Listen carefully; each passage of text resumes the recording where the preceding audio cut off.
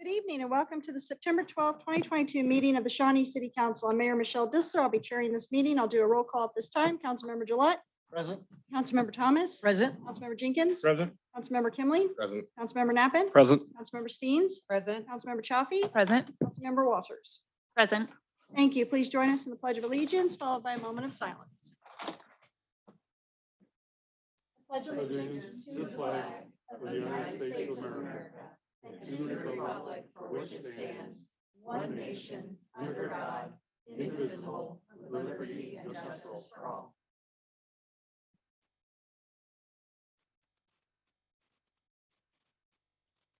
Thank you.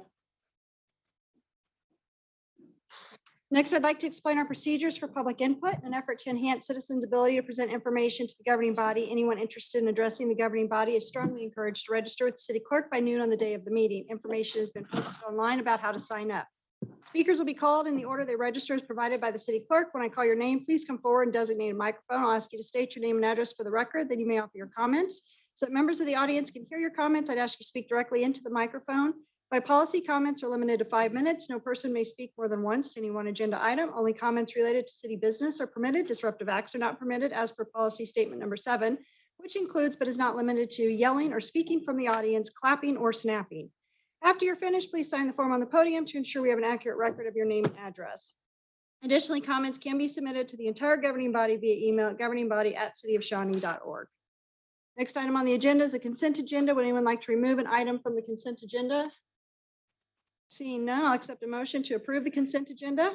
Move to approve. Second.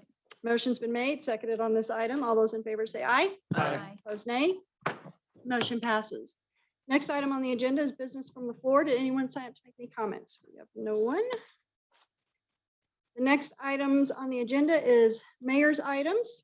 First, I want to congratulate Caitlin Gard on her promotion from Assistant City Manager to Deputy City Manager. Caitlin holds her Master's of Public Administration degree from the University of Missouri, Kansas City, Locke School of Management, as well as her Certified Public Manager designation through the University of Kansas. Caitlin has served the city of Shawnee since 2013 in several key leadership roles and will continue to move our organization forward in the Deputy City Manager position. Congratulations, Caitlin.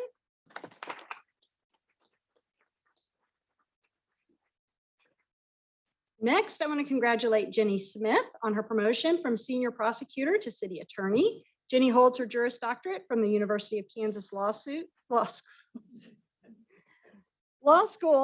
Prior to joining the city in 2017 as a prosecutor, she worked for the Johnson County District Attorney's Office for 5 years. Jenny has done an exceptional job of developing the prosecutor's office and will continue to serve the group in her new role. Congratulations, Jenny.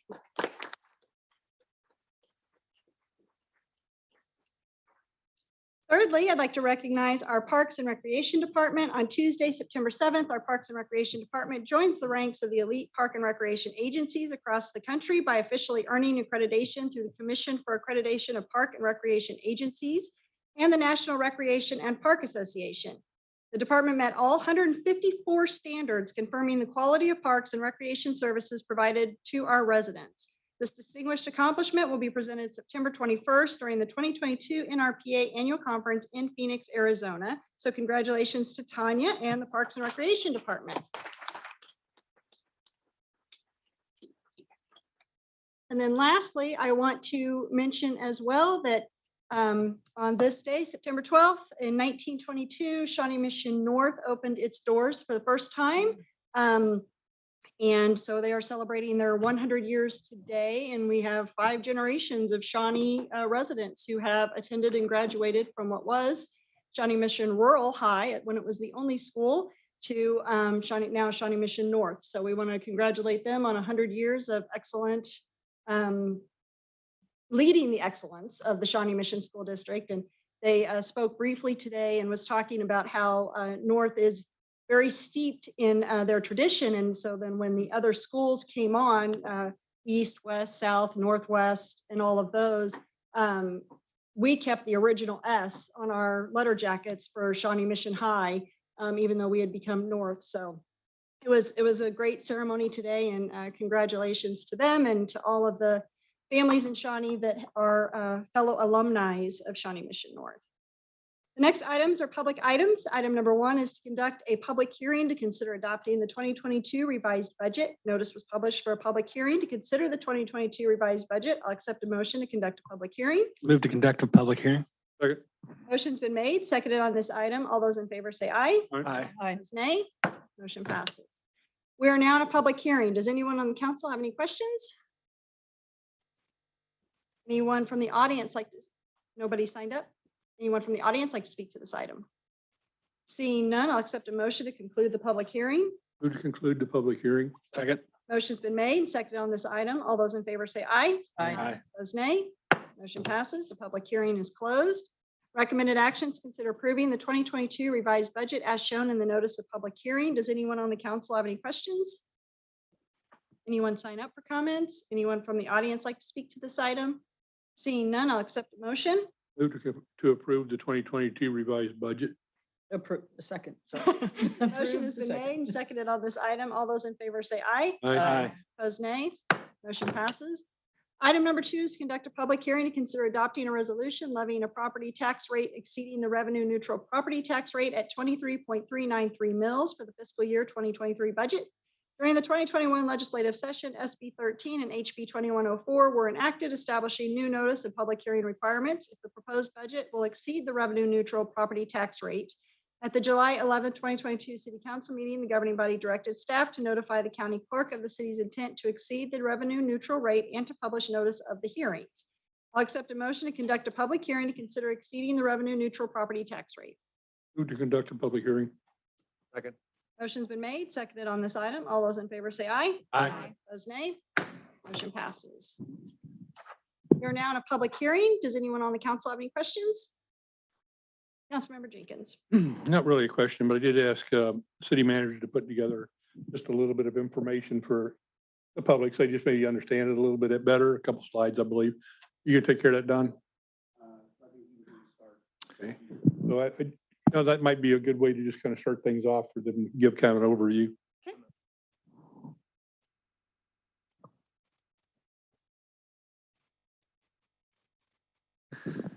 Again, Councilmember Jenkins kind of requested some additional information. This, I believe, this was information that was kind of given with our previous discussions on the revenue neutral rate. What we did, if you remember from those committee discussions, is kind of compare revenue neutral rate to the previous tax lid legislation. And so with that, we tried to highlight a few of those bullets. Even without, if you remember, under the tax lid, there was a public safety and debt exemption. So even if you don't include those, you can see those 4 bulleted items regarding inflation. At the time, we used just over 7.5%. I think it was 8.8%, but we did not go that high in terms of inflation. Additional revenue from new construction, as well as changes in land use. And then what we talk about, and you may have heard us reference, is when we approve some of these abatements and some of these incentives, those eventually come back on the tax roll. So under the revenue neutral rate, none of these items are able to be included. It's just that revenue neutral. There's no exemptions for CPI. There's no exemptions for new construction, changes in land use, any sort of IRB or TIF coming back on the tax rolls. And so we wanted to highlight that again, just to show that information again, to kind of show that difference with that. And then the next piece is kind of similar information, but just kind of in chart form comparing that. Again, the 2021 taxes, 22 revised budget. Again, that revenue neutral rate for the 23 budget. So you can see that number essentially kind of stays the same. And then kind of what we're proposing with the 23 budget, that difference. So with the 2 mil reduction, it's additional just over 730,000. And then again, we've kind of highlighted those 4 items in terms of CPI, new construction, change in use, and then again, those incentives essentially coming back on the tax roll. So with that, again, those would have been allowed under the previous tax lid. So you can see what that number looks like and what that equates to. And then overall, that bottom 26.004 is current. The R&R rate is 23.393. Proposed budget at 24.004.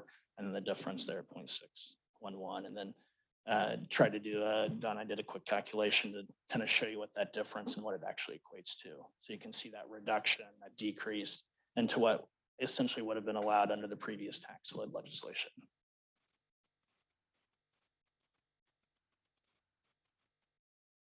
Councilmember Jenkins. Yeah, thanks, Nolan. I just wanted to point out, though, while we're at it, is the way we've calculated all this out, there's actually a tax reduction taking place here. The mill levy has been dropped 2 mills. And then when you figure in the inflation factor, the new construction and all that, we're actually coming out with less revenue than last year's revenue. Is that correct? Yeah, I mean, when you take a look at kind of what we did was kind of compare the previous, what we call the property tax lid legislation. So all of those things we would have been allowed to capture under the previous tax lid legislation. I mean, a few of the big concerns that we have in terms of just new construction and incentives that are coming back on the tax rolls, we are not able to kind of factor that away from the revenue neutral rate. They're not including that, right? So it's just straight revenue neutral rate. Whereas before, again, an incentive that was approved 8-9 years ago, here in a couple of years, that's coming back on the tax rolls. That's not exempt under the what we call the Senate Bill 13 piece of it. So that's a big issue, because I think in terms of when you're looking at incentives and we're talking about those things, and you talk about 10-year abatement on something, I mean, the idea is that then in 10 years it's coming back on, depending on how that's scheduled. It's gradually over time. But things like that are significant when we're looking at this revenue neutral rate. Okay, thank you. Any other questions or comments from council? Councilmember Thomas. Nolan, in looking at next year, and it's hard to judge because you look at the past year and we never would have thought we've seen in 1 year what we've seen. But I would like us to be revenue neutral next year. Possible? I mean, that really is a decision of the council. I mean, I think we have to look at this really from what I call kind of a philosophical and strategic standpoint.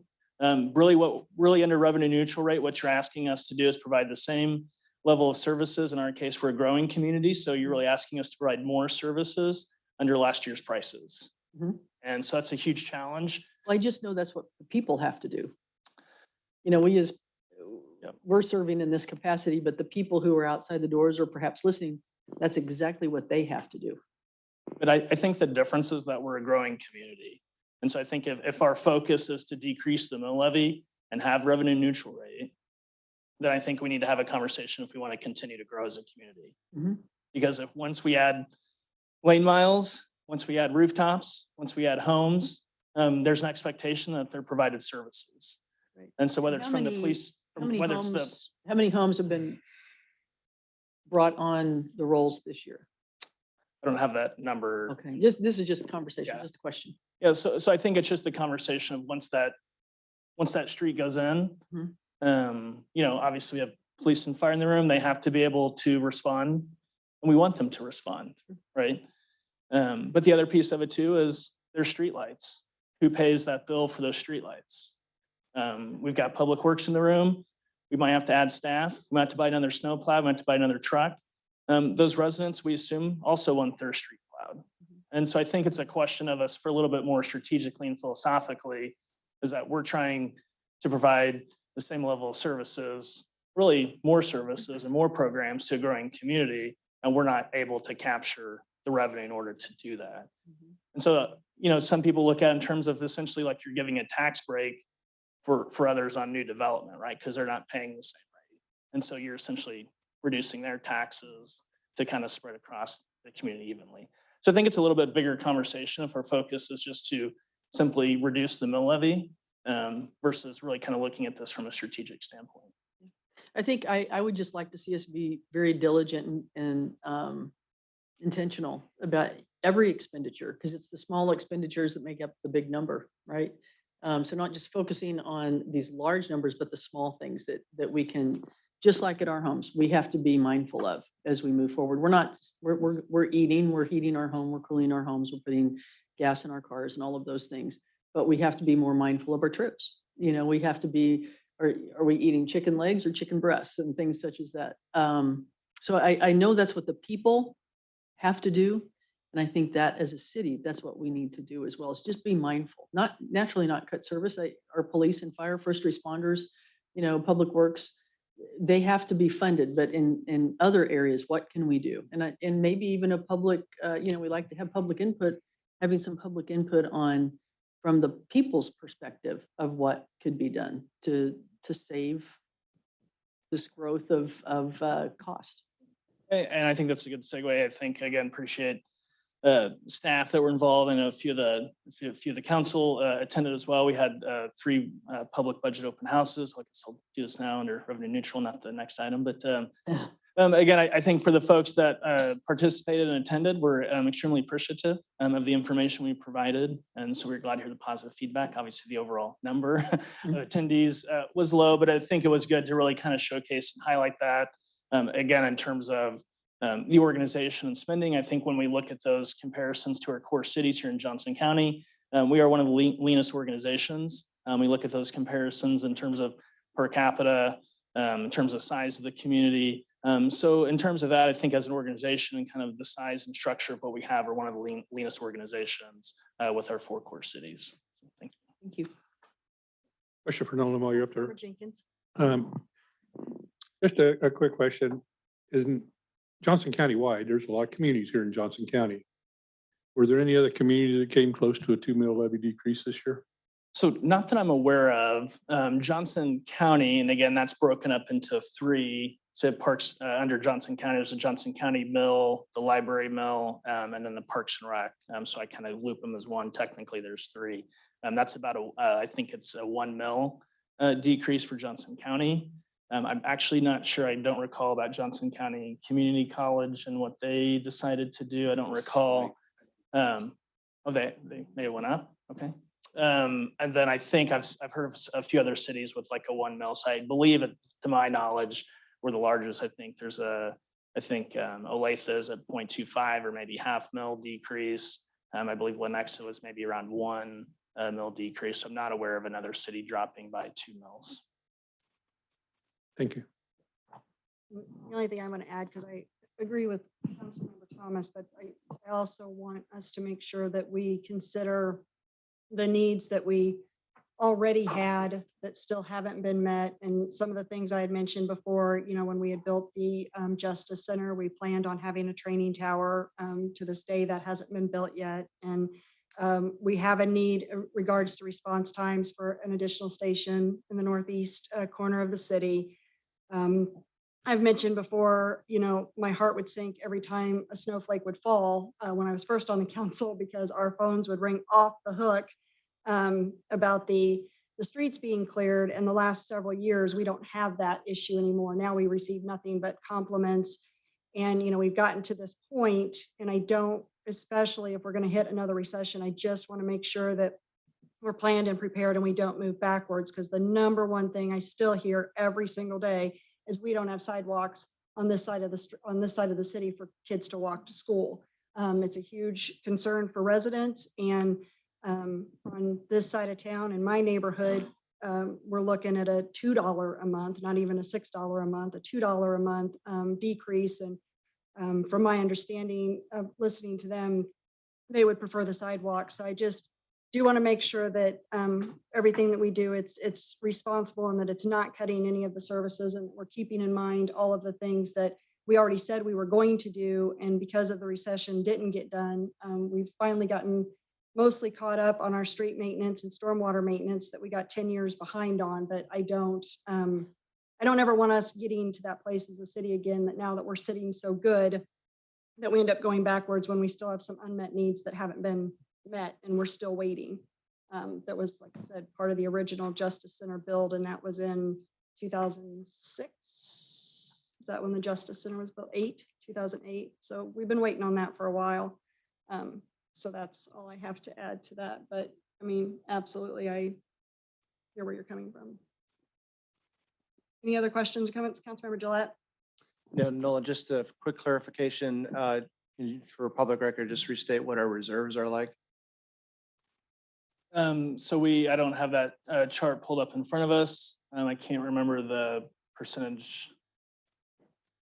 Under the budget, I think we're at 45% for the general fund, and can't tell you exactly what that number is. Right, yeah, from 20 percentage 20 point, that's what I million, just, and I think we're over 50 in all funds, but some of those are restricted. And I think I said before, the debt fund was a little higher. That's something we're trying to draw down. great. Yeah, thanks, Don. Appreciate that clarification. At Councilmember Thomas's point, as we go into next year, we took a real cautious approach, I think, this year as a council, we gave something back to the citizens because they deserve it. We had some increased costs. You're looking at inflationary periods. So it was a juggling act. And so we'll take this experience and see what we come up with for next year. But I think this is a real good step forward, both for citizens, for staff, and for the services that we'll provide as a community. So I really like this direction and appreciate staff's input. I did attend one of the budget open houses, and it was great to see you all there. You were very eager to explain the information to the folks. So I hope citizens will take advantage of that next year. I hope we do it again next year. Thank you. And thank you for reminding me. That was one of the other things, was the increased cost. I fear that with the fact that the pandemic has increased our cost and our abilities to get supplies and everything so much now, that it's going to slow down our progress even further. And I don't want us to not have a CIP in 5 years because we've eaten up the revenue to do so. So yeah, the increased cost is a concern as well of slowing down the things that we've already, like I said, the sidewalks, the Northeast Station and things like that. Any other questions or comments from the council? Okay, is there anyone that signed up to speak to this item? Anyone from the audience want to speak to this item? Seeing none, once we conclude the public hearing, there will be no further discussion and we'll have a roll call vote. I'll accept a motion to conclude the public hearing. Move to conclude. Second. Second. Motion's been made, seconded on this item. All those in favor say aye. Aye. Opposed, nay. Motion passes. The public hearing is closed. Recommended action is to consider adopting a resolution by a roll call vote levying a property tax rate exceeding the revenue neutral rate of 23.393 mils for the fiscal year 2023 budget. By state law, this action requires a roll call vote. Councilmember Gillette, Aye. Councilmember Thomas, Aye. Councilmember Jenkins, Aye. Councilmember Kimling, Aye. Councilmember Nappen, Aye. Councilmember Steens, Aye. Councilmember Chaffee. Aye. Councilmember Walters. Aye. Motion passes. Item number 3 is to conduct a public hearing to consider adopting the 2023 budget. Notice was published for a public hearing to consider the 2023 budget and the total property tax levy to be approved by the governing body. I'll accept a motion to conduct a public hearing. Do I have a second? Do I have a motion? Move to conduct a public hearing. Second. Motion's been made, seconded on this item. All those in favor say aye. Aye. Opposed, nay. Motion passes. We're now in a public hearing. Does anyone on the council have any questions? Anyone sign up to speak to this item? Anyone in the audience like to speak to this item? Seeing none, I'll accept a motion to conclude the Conclude the public hearing. public hearing. Second. Motion's been made, seconded on this item. All those in favor say aye. Aye. Opposed, nay. Motion passes. The public hearing is closed. Recommended actions, consider approving the 2023 budget and the corresponding projects and programs as presented by staff, which establishes a total property tax levy of $28,728,968. Does anyone on the council have any questions? Councilmember Jenkins.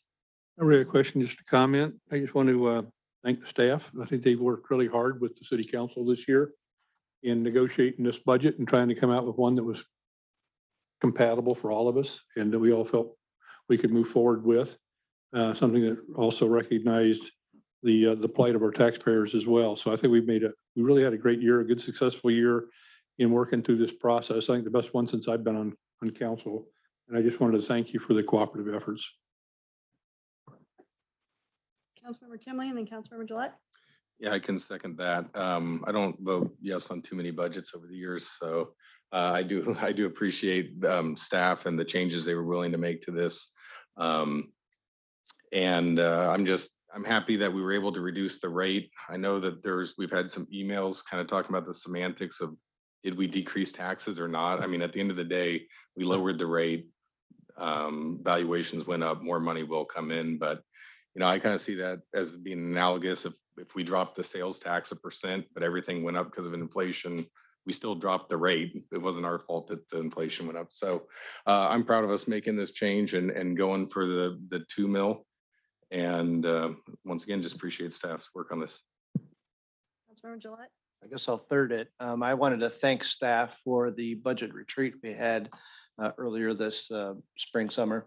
Can't remember exactly which month it was, but it was really great. It was a good opportunity for us to speak openly, to get together as a group and fetter this out. So thanks to staff for that. I really look forward to doing that again next year. Councilmember Steens. Yes, I want to thank staff as well. And also, I did actually get some emails. So some people were listening and they were very excited about the 2.0 mill levy decrease. And they were really excited to just see that we were listening to the taxpayers as well. So we hope that, we can continue these things and be able to help the taxpayers out as well. So, but thank you, staff, for doing such a great job. Anyone sign up to make, oh, sorry, Councilmember Jenkins. Yeah, just one last comment, and that's about the budget open houses. And I confess that was my idea. I wanted to have budget open houses and open them up to the public so the folks could come in and really learn about how our budget's produced and where the money goes and where the money comes in from. Because there's a whole lot of funding streams. It's not just sales taxes and property taxes. We have a lot of different funding streams that come into the city. And there's a lot of ways that revenues generate such things as building permits and all sorts of sources, liquor by the drink that helps our parks. There's a fee on beverage tax. There's just a lot of different things. And I was hoping we would have got a better turnout. I attended both the public open houses, the one at the Civic Center and Monticello Library. And we had a total of 3 people at each one. And I was pretty disappointed in that, frankly, because what an opportunity to come out and really just interact with the city staff. I think we had probably about a dozen staff there, senior staff as well. And they were there to answer questions and be interactive with the public and get some things done. And that didn't really work out. So I was personally disappointed and I almost felt bad about having the staff all had to come out and do that night, both those nights. So I hope we do a better job next year. Maybe we can try it one more time and hopefully the word will get out and people will attend those because it's a fantastic time to just interact just one-on-one with staff and really see how things are done from the inside. So I would encourage everybody to try to make one of those workshops next year. Councilmember Napa. I wasn't going to say anything because we've had so many meetings, but I'll chime in. And I just want to recognize that this is the culmination of a lot of meetings that we've had throughout the entire year, working with staff. We've had opportunities for the public to be involved as well. And I also want to recognize that we're able to drop the mill levy because of fiscally conservative management by the city manager and our staff. And we are a lean organization, and I'm thankful for that. I'm proud of that, and happy to approve this tonight. So thank you. Anyone from the audience like to speak to this item? Seeing none, I'll accept a motion. Move to approve. Second. Motion's been made, seconded on this item. All those in favor say aye. Aye. Opposed, nay. Motion passes. Next item on the agenda are items from the Planning Commission meeting of August 15th, 2022. Item number 1 is to consider an ordinance for RZ 227, a request to rezone property from agricultural to planned single family for Bristol Highlands East 235 lot single family subdivision proposed in the 8,000 block of Woodland Drive. Planning Commission recommended 10-1 that the governing body approve the rezoning subject to the conditions in the staff report. An ordinance is required. Community Development Director Doug Allman will make a short presentation and is available for questions. Welcome, Doug. Good evening. To just give you a little background, the location of this area is between Monticello, newly improved Monticello, and Woodland Drive.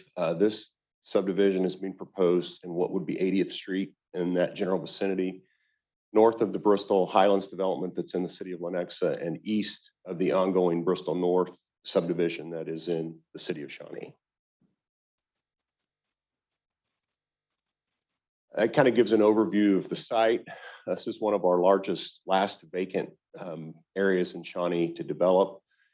This shows the Woodland Drive to the east, the connections into Lenexa to the south, and that's actually the first plat outside of that red-lined area is the first approved plat for Bristol Highlands North, which is under construction right now. So the proposed rezoning is to take this property from agricultural to planned single family for 235 single family lots, and I believe 20 tracts.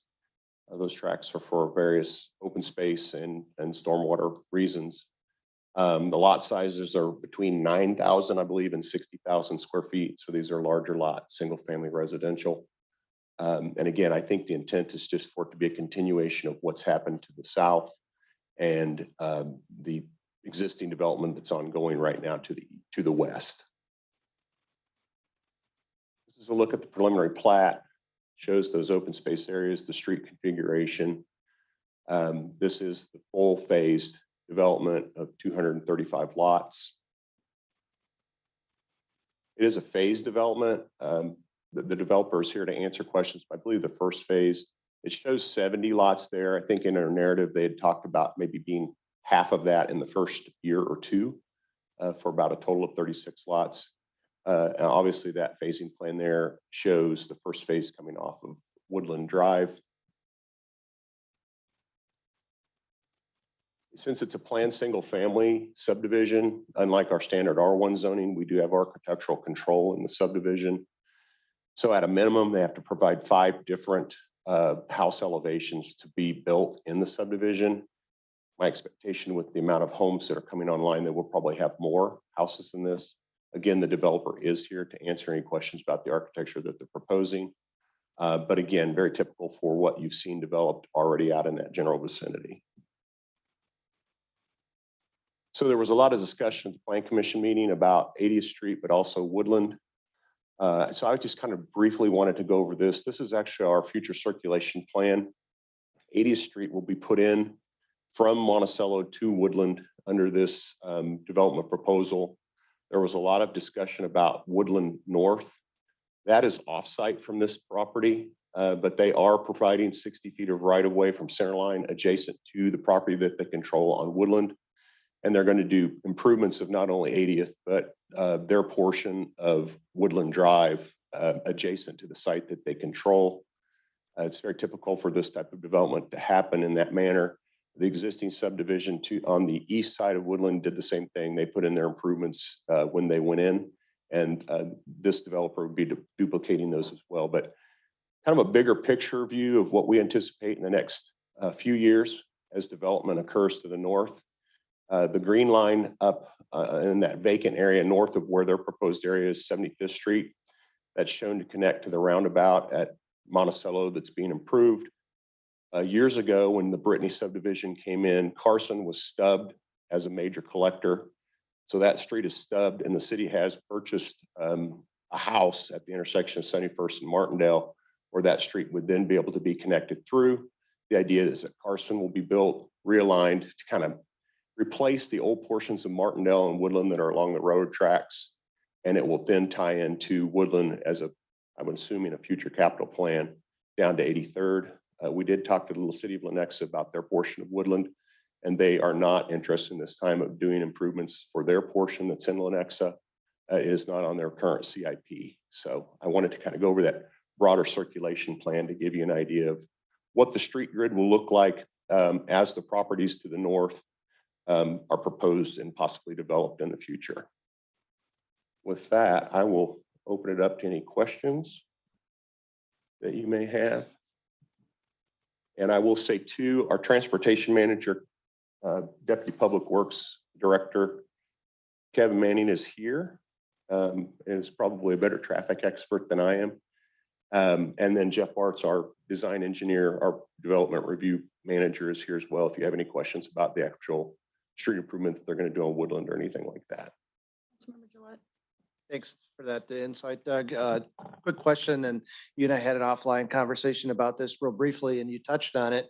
I'm very familiar with this track coming off of 83rd Street, using the baseball fields all the years I did for my kids heading home. So I'm very familiar with this this road right off of 83rd. It's essentially a country road, and I know there's development on the east side of Woodland, about where this subdivision is going to connect up to. So could you just explain what our portion of this project lays out, how far northbound that will go, about 80th Street, and then how far north, what the width is? Is it a 3-lane road? Is it curbs, gutters, sidewalks, bike lanes? What else is going to be entailed there? So What did planning I approve? may defer to Jeff, but I think I can tell you. So this shows the length that they would be responsible for improving on Woodland. And those phasings are for phase 2 and phase 1. They'll be by plat dedicating an additional 60 feet of right of way along their frontage so that we have a full 120 foot for future improvement to a major collector standard. At a minimum, that a major would require sidewalks on both sides of the street. 80th Street, I can't remember the classification. I think it's a residential collector. So the right of way is not as wide, but they'll be doing full improvements, curb and gutter from Monticello to Woodland as these phases are built out. And one of the conditions of approval from the earlier Bristol that's actually under construction now, they have to have connection over to Monticello by the time they start getting occupancy for those first phases of development that's over on the west side of the development. My concern is Woodland itself, specifically how far from the Lenexa border northbound that this will go. I understand there's another home just adjacent to phase 2, if you will. And I don't know how far north that this will go all the way. I mean, would love to see it go out to 75th Street all the way. I'd rather build a road and then build a subdivision afterwards instead of building subdivisions and then putting the roads in afterwards. It's to me, it seems backwards. Well, that's kind of a financing and chicken or the egg kind of philosophy. We've never really, as a city, except for just a few examples, built infrastructure, kind of like if you build it, they will come. We've always done development that the developer is responsible for those improvements that are on their site. And in this case, that's what they're doing. I'm not sure what the linear feet is. They'll be doing, like I said, Woodland from north to south adjacent to their property owner. There'll be no offsite extension north of there to 71st. I don't know that we have the ability to require that of them.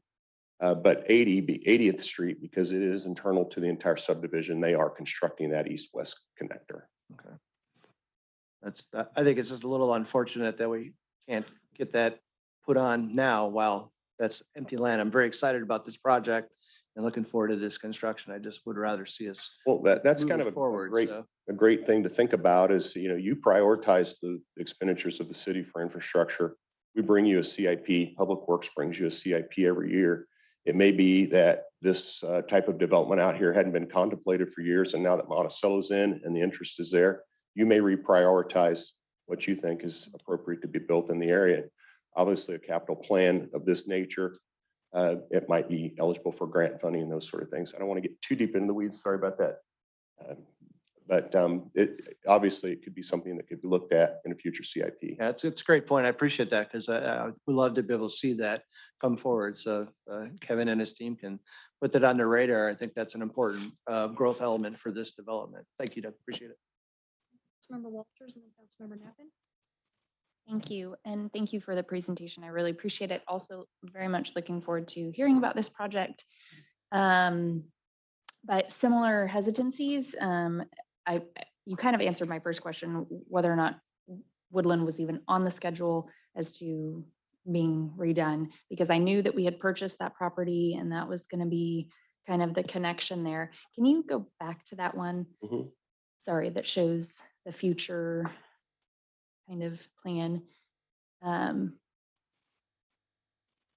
So I guess my biggest concern is, are we kind of, again, putting the cart before the horse, starting this project without looking at this future road plan? And then I guess, what's the timeline look like if we were even to begin that project on Woodland? And our homes being built at the same time, and are we dealing with additional construction traffic? Looks like we're even looking at probably acquiring possibly more property. I'm not sure, just based on the map, it's hard to tell kind of what it sits on. I'm trying to, Sorry. Go ahead. Those are conceptual alignments, just kind of taking in consideration topography and making sure that we meet the design parameter for a major collector that Right. could then connect into Carson. I Okay, wouldn't say that alignment's etched in stone. It's just something that we, as a staff and our consultant, that when Sure. we did the comprehensive plan, looked at from a timing standpoint. I can't tell you as terms of relying on private development, what the timeline for this would be. Obviously, this has been vacant for a long time. sure. As far as 80th is concerned, it will be constructed as part of this project, and it will be connected into New Monticello and to Woodland. So there will be 2 points of access. The specifics of the traffic related to 235 lots, I would have to defer to Kevin. He's much more educated than I am on trying to. I would like to know that just so I have a better understanding. I mean, I've already talked to constituents in that area as well as those that live in, is it Bristol Heights that's behind on the Lenexa side? Sorry, I get them all confused. Bristol, yeah, it's Sorry, it's which another ones- Bristol which one? development. It's another Bristol one. And so the ones on the Lenexa border, I have friends and whatnot that live in that area. And so they've even expressed their concerns with the project. Obviously, they're not in our area, but it impacts all of those residents there as well as those that live there on Woodland. And so just wanting to be mindful, you know, if as this project, you know, if it proceeds, what our future plan is to help that and however we need to make sure that Woodland gets on the agenda so that we can plan for that future So- development. Traffic wise, I will defer to Kevin. I did want to say, and I forgot this with my presentation, because this is a rezoning, an ordinance is required. It will take 6 votes to override the planning commission. They did recommend 10-1 in favor of this rezoning request. It would take 5 votes to pass. Or again, as we experienced with the U-Haul, you could at least discuss remanding that back to the planning commission for future consideration or for further consideration on specific items that you that you desire more information or study from them upon. I wanted to say that before I sit down. You learn lessons sometimes. Thank you, Dick. So Kevin, do you want to speak to traffic at all specific to the development? Maybe you can offer. Kevin Manning, Deputy Public Works Director. So yes, as was mentioned earlier, we have 235 units here. Good rule of thumb, nice round number, is that a single family unit generates about 10 trips per day. So 235 units, you're looking at, once this is fully built out, 2,300 trips coming in and out of this development. As we mentioned, you know, you got 2 access points on Woodland, you'll be able to access Monticello. So where those trips exit or enter, depending on where they're going, of course. And you've also got an access point, I believe at Deer Run, which leads you down into Lenexa. And so just depending on where your home is at and your destination, you'll be exiting different points, but that gives you a rough idea in terms of total trips once this is fully built out, what you'll be looking at. You mentioned it, and it was one of my questions that I forgot. So there will be access points then to the neighboring community in Lenexa. Yes, on this map, you can see There's the blue 3. line is 80th Street, and there's 3 kind of green dotted lines. Yep. Those are basically local road connections into the subdivision to the south in Lenexa. And that's part of even phase 1. So Bristol Highlands North is being built right now. And so the 2 green dotted lines basically to the west, those will be built. There are some stipulations as to when those will be open. Basically, there were some negotiations from the city of Shawnee and Lenexa because they basically don't want a lot of construction traffic going through their subdivision, of course. So basically, I believe a certain percentage of homes have to be built out before those will be opened up, but they will be connected eventually. I'm not aware if there's a similar agreement at Deer Run, but there is a similar agreement on Deer Run, which is the dotted line furthest to the east. And so as that continues to get built up, Bristol Highlands East, if it's approved, that will be connected, but it will be down the road. Okay. And then the 80th is completed kind of first. So they would have Monticello access from the beginning of the project. Is that what I'm understanding? Let me go back to. Sorry. I hate to ask a question. Yes, no. So you can kind of see here on the bottom left corner here, that looks like that's phase 1 of Bristol Highlands North. And so that's going to be completed as part of that development. And then you can see the initial phase 1 of Bristol Highlands East is also being built. So it looks like 80th Street will be connected. Yes, before phase 2, phase 3 and phase 4, there will be continuous access off at 80th Street. Okay. That's helpful. I think at least having one better point of access to get in and out quickly. I know I've traveled that road. I love it because it's a little piece of country in the middle of the city, and I love that. But I also know that it's slightly scary, and at night, I personally don't like to drive it on that curve, and so I get concerned about, again, putting the cart before the horse. Are we really doing what's best? So I like that there's at least the access then to the west. Yeah, I mean, I can say too, I mean, staff has had conversations with residents and we've heard the conversation with the council. So regardless of what happens tonight, I mean, we are aware that, you know, Woodland would be a priority moving forward and we've got that in mind. So when we bring forward future CIPs and we're looking at different funding sources, this project is, you know, on our mind. Thank you. Don't leave before I recognize Councilmember Gillette. I have a question, just a generalized question. When you said the rule of thumb is the 10 trips per day in a household, has that data changed at all now with more of the remote working and things? It hasn't really changed that much. I mean, I think that, you know, they did put out a new trip generation manual about a year ago. And so I think on the next iteration, we may see some changes, but that was still, we were still seeing some shifts a little bit there. So to answer your question, no, but I think that could change, you know, in a year or two when basically we have the updated data. But right now, that's our kind of our best estimate. That's what we go off of still. So it may be less. All right. It could be, but right now, still 10. Councilmember Gillette. Stay right there. A two-point question for you. Is there a chance for a deceleration lane on the west side going southbound and in a turning lane going northbound? I think you have enough easement space that we can get that added to. But I think this, if my memory serves me right, it kind of, you crest a little bit of a hill as you leave the Lenexa area going into the Shawnee portion. So this would be the second westbound entrance into this subdivision area. And so I think it's going to get a lot of traffic. You know, once phase 1 and phase 2 starts going, you're going to get a lot of people using. That's going to be the main route for a lot of folks, obviously on that side of the development, and it'll probably start there and work west. So anything we can do to, again, continue to move traffic like we did off of Hedge Lane Terrace and Shawnee Mission Parkway with the new development. Deceleration lanes, I think, are really important little added features that if we can get our developers to help us with those things are really important. Safety features.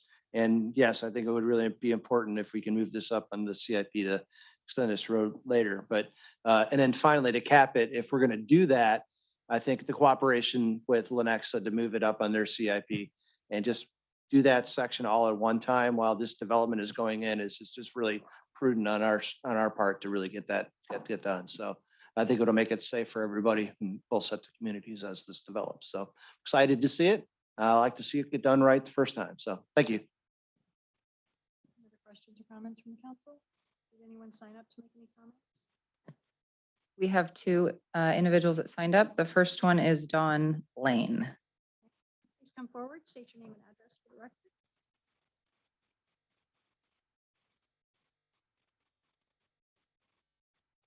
Don Lane, 7725 Woodland Drive. I'm north of this subdivision and I'm totally against it because there's 1,082 cars a day. That's the highest count we've got this week on Woodland. And you're going to dump in 245 houses. Everybody has 2 cars. They've got kids with cars. So let's add another 500 cars there. Lenexa, I've talked to Tim Green, the engineer in Lenexa, and he's had conversations with Shawnee, but there's been no meetings. And Lenexa is pretty clear. They have no money to develop from the municipality line to 83rd or 87th. So they have no plans of doing anything there. And if they did get it on their books and for a reason get it approved, we're looking several years down the road. And from what I understand on Shawnee's budget, they can't even ask for federal money till 2027 to improve Woodland and do what they're talking about doing, coming in from 71st and coming behind all those houses and coming up. So if you go putting all these houses in there, you are getting the cart before the horse because you can't take the traffic. I mean, the traffic won't take it. It's a dangerous road. And for their portion in front of this subdivision, this development that they're wanting to do, I would call it a rural widening or a green space. There's no curbs, there's no gutters, there's not even enough room out there to put lines down each side in a center line because the spaces for the lines even going to take up footage from the road. So I think the council needs to really think about this before they do this. And it's a dangerous road. There's accidents, a lot of accidents that go unreported. if they want to move forward with it, I've lived in this house 31 years on this road. I know firsthand how dangerous this road is with the increase of traffic. I'm for the betterment of Shawnee. If you can put 245 homes in and collect the tax dollars, it means something good for all of us. But you just spent a bunch of money on Monticello. Don't let this phase one 80th Street come out on Woodland till Woodland's taken care of. Make it go to Monticello. Make the developers start and work that away. 3 or 4 years from now, when you got the money to do Woodland, then bring it out on Woodland. Because at the municipality lines where Lenexa meets Shawnee, you were right, capping a hill, it's dangerous there. They're never going to get it wide enough to do that. And at the municipality line, only one car can pass. There's no room for 2 cars. If you're going south, you got to yield to northbound traffic and wait for that to come by. It's very dangerous. Lenexa doesn't have the $3 million to do it. It's not even in their sight right now. So please consider this, take in the safety of the neighbors that live there and the people that you would be putting there and endangering them as well. And it's just not a good idea. Build the road, then build the subdivision. Thank you. Carrie Lane is next. Come forward, state your name and address for the record.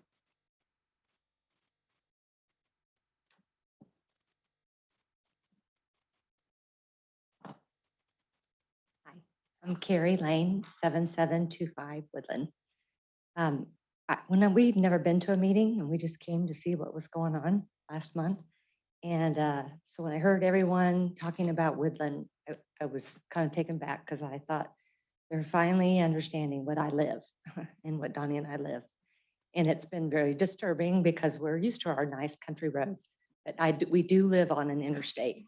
I can't go near the road because traffic is it's 40 miles an hour now. And so a long time ago, they did a car count and it was 1,083. So I called the very next day when everybody here said that they didn't even want to drive on the road because you cross the center line. One man said he wouldn't do it because of the danger anymore. So it drops off, the Woodland drops off into a deep ditch as you go to the right. My older neighbors asked us to come because they're getting too old, but they said that, we're all very familiar that we've gotten the accident report, but there's so many that just go off into the ditch that don't get reported to the police. I personally had 2 wrecks this year, and so I investigated a little more, people out in front of my house. But when you have no center line and you have no lines on the side, it's very dark, like you said. And that one accident that just happened, they knocked out the power and went way down in the ditch. And that's the one that makes me fearful every time I turn the corner. And so I thought, well, I really worry about people. It just is very disturbing. And I can't imagine. So I asked Kevin the next day, please put a car count out. I want a current one. And so they did I had to call back this week to see if I could get my numbers, and they did for 4 days. And it's 1182 was one of the highest of the 4 days. But yeah, if they could just not put it at the entrance of Woodland. I love Jeff Robinson's homes. I always appreciated living out there. I just know from seeing this 24 hours a day what it will do and what it has been doing to people. And I did talk to Kevin Manning several times about just even as is right now. And there's such open-ended answers. Like there is no, at first I was told, and not just by Kevin, that, it'll be 7 years. And then it'll, we don't know if we'll have the money even by then, or can we put lines there? Well, we don't, with that kind of traffic, we don't normally do that. Well, what is the number then for traffic? I just get these open-ended maybes, we'll see. That isn't good enough for this whole big project to take place. So that's where I'm frustrated as a resident, is how come you can't get straight answers, definitive answers with numbers, dates, where we can put it. So I think that's about it, other than I think last time I was here, I was shocked to see that many people saying such terrifying things about that road. And I just thought, how can we all sit here and say this And yet they all voted in. That's so disturbing to me, that many people would have that much to say. So I think I hopefully made my point. Thank you. Is there anyone else? Yeah, oh, yeah.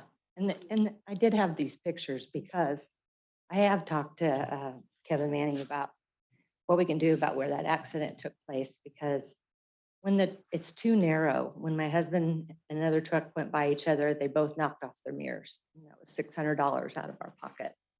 This accident that happened, there's some asphalt that's been added, but it's such a deep decline there. The road is too narrow. They're trying to add a little asphalt there, but I've asked him, can we do something about that? Because it's right as you turn that dark corner. There's no sign saying there's a corner. And that's why that accidents have happened. But I just thought I'd bring the pictures to show that there's those issues. Is there anyone from the audience that would like to speak to this item? Please come forward, state your name and address for the record.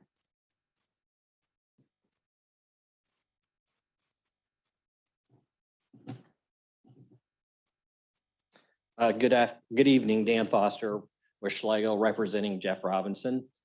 So I just wanted to clarify a couple things. It's a little confusing on this phasing map, and I apologize for that. But phase one, there's actually two different phase ones. There's the 80-foot lot side and the 70-foot lot side. So the official phase one will be in that southwest corner where the amenity area is. And all of that traffic and everything will be going through the Bristol Highlands North via 80th Street over to the newly improved road of Monticello. So that's the initial phase that we will start with, just to make that clear. The second phase of phase one is 70-foot lots. And the reason why that's broken out into two different phases is because there's some work that they have to do on the gas pipeline. And so that connection isn't going to happen for, until they're finished with that next year at some point. So, and really that phase over there is going to be kind of a few lots independently of everything else at this point.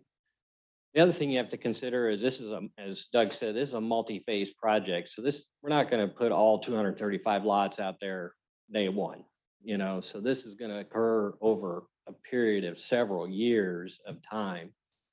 And so it's not all of that traffic that everybody's speaking to concerned about is not all going to be emptying out onto this road at the same time. In addition, we think that because of Monticello Road that you guys spent several tens of millions of dollars improving, most people are going to want to go that way initially to get to that road because that's a better improved road. And just one final point to clarify, the improvements to Woodland are per the city's standards. We are not just simply doing a widening. That is a green street that you guys committed to on your transportation plan as being a green street. And that's how we are building it, is to those green street standards. We're not just doing a simple widening to it. We're actually building a portion along our frontage to that green street standard. And I guess one last point is that our firm was involved with Bristol Ridge, and I just conferred with Jeff too, that my recollection is that developer of Bristol Ridge actually put up money for the improvements of Woodland, and it was through a bond, and that the city of Lenexa actually holds that money. And so I was a little surprised tonight to hear that they're saying they don't have the money. To some degree, they may not have the money to do the full improvement, but they should have at least enough to do some widening. So we'll have to check on that. But, we are doing full improvement across our frontage. So I just wanted to make sure that you understood that we're not just doing some widening to get by. So I'd be happy to answer any questions. So I'm just trying to get an idea. When you say we're widening in front of our frontage, that's from 80th Street. How far north? No, we'll go all the way from the common boundary up to that existing house there that's on our northern boundary. So it's roughly 1,300 feet or so of widening. So if you picture, where the existing subdivision is now that has the two entrances, it's all of that frontage. because our north boundary kind of lines up with their north boundary. And then south down to the common city limits between Lenexa and Shawnee. So about 1,300 feet. Okay, thanks. Thanks. Kevin, if you don't mind, I have an additional question for you.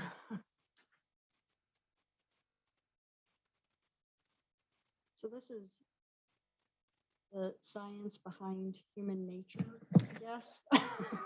When I look at this, because I think most of us always want to go the easiest, fastest route in the direction that we're going, right? So when I'm looking at the majority of this plan, I would think most of the folks would want to be heading the direction of Monticello. There's not a lot the direction of Woodland that they would be wanting to travel to that direction, right? Or You know, once again, like, that really depends on kind of your destination. And right. I think some of it does boil down to, you know, there's been some discussion tonight about I guess, the comfort level, driving on different levels of roadway. And so if drivers are uncomfortable driving on Woodland, they will have another easy option, a parallel roadway on Monticello that has been mentioned. Obviously, if they're going, you know, anywhere south, you know, they have the option of going down Deer Run or going over to Monticello there as well to get to 83rd Street or over to K7. So there are a lot of different options here. I mean, I think to be clear, I think if this was approved, there would be additional traffic on Woodland going to the north. I'm certainly not going to deny that, but I guess my perspective is, you know, we're aware of the traffic, what the traffic volumes of Woodland are. Staff feels that there is additional capacity on Woodland to absorb some of the traffic from this development. And drivers do have different options to get to and from their homes here. That's why I look at this, especially like the phase 3 and 4 and all these. I mean, the easiest track is to Monticello, driving through the maze. And so I would think that unless you're, like you said, going the destination for something on Woodland, you're going to take the easiest route. Yeah, I mean, of course, the farther over to the east you get of this development, the more likely you would be to use Woodland as you know, go to the west. You know, and without a doubt, Monticello is going to be a nicer road. I don't think anyone's denying that. So there will be a split somewhere in there where, you know, the farther west you are in this development, you'll be kind of pushed towards Monticello. Thank you. Councilmember Jenkins. Yeah, just kind of a follow-up to our last meeting we had where we talked about striping and so on, trying to improve visibility. This looks like it'd be a great candidate for that on Woodland, for that the white striping along the edges of the roadway to make it more visible and make it easier to navigate, especially during dark evening hours. So I'd certainly like to see that be elevated. If we get through this project and get started on it, I think this would be a really on the top rung of candidates to get done. Correct me though, didn't someone say that the road is so narrow that even having the dividing line eats up road space? Is that correct? Okay. So is it a futile point that it just is not a wide enough road for the amount of traffic? You know, and when we talk about people working from home and the studies and all of that, working from home, I know when I worked in my office, I got to the office at 7:30 in the morning and I didn't leave the office until 6. But now that I'm working from home, I'll be working and then I'll run to the store, come back and work some more, and then I'll run somewhere else. So actually, I think working from home has increased trips for many, many people because they gauge their day around things that they can go get done now because they're working from home. So I'm anxious to see what some of those numbers are. Yeah, I mean, that's going to be really interesting. There's obviously been a pretty significant shift. And I haven't read any particular research on that yet, but it will be interesting when that comes out to see what that looks like. Councilmember Gillette. I have another quick question for you. The map that's up on the screen that we're looking at right now, the very first one on southbound, if you would, above the word phase 1, would that be 80th Street and then 79th Street would be the additional entrance? Do I have that correct in my mind? Yes, I'm not sure if that's 79th Street or Terrace, but the main 79 east-west. Terrace, yeah, actually, I'm looking at, that's why I asked the question because I'm looking at the satellite view on that and on the east side of Woodland, they already have deceleration lanes to turn into those two streets, northbound and southbound on both of those. So yeah, we really need to add that to the entrance, these two entrances, at least off to Woodland, at least to this property. And then if if what Mr. Foster just said, that Lenexa has some bonded money to improve 83rd Street in that stretch, it behooves us to, we may need to consider remanding this back to the planning commission and get those things ironed out.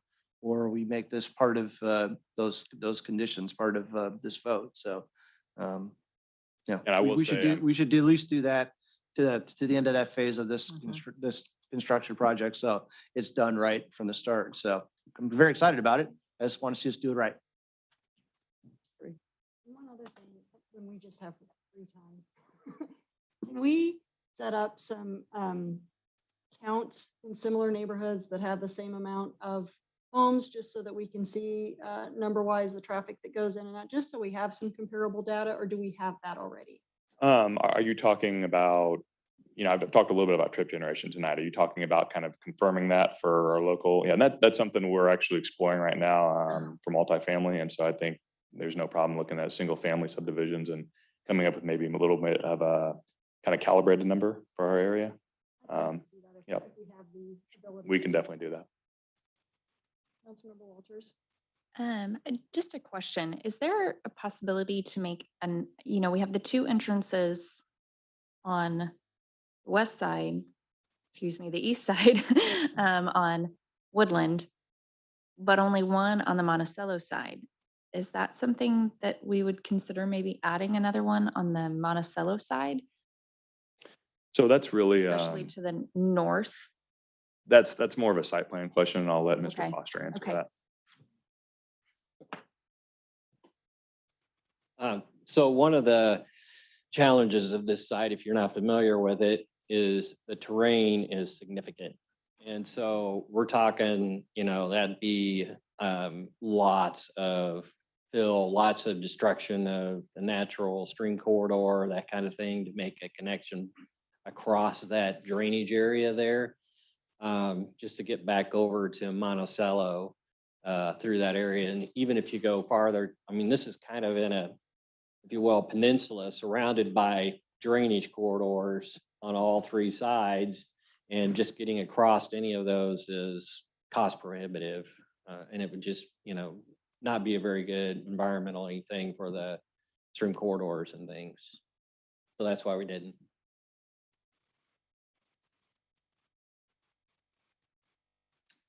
Okay, I will accept the motion.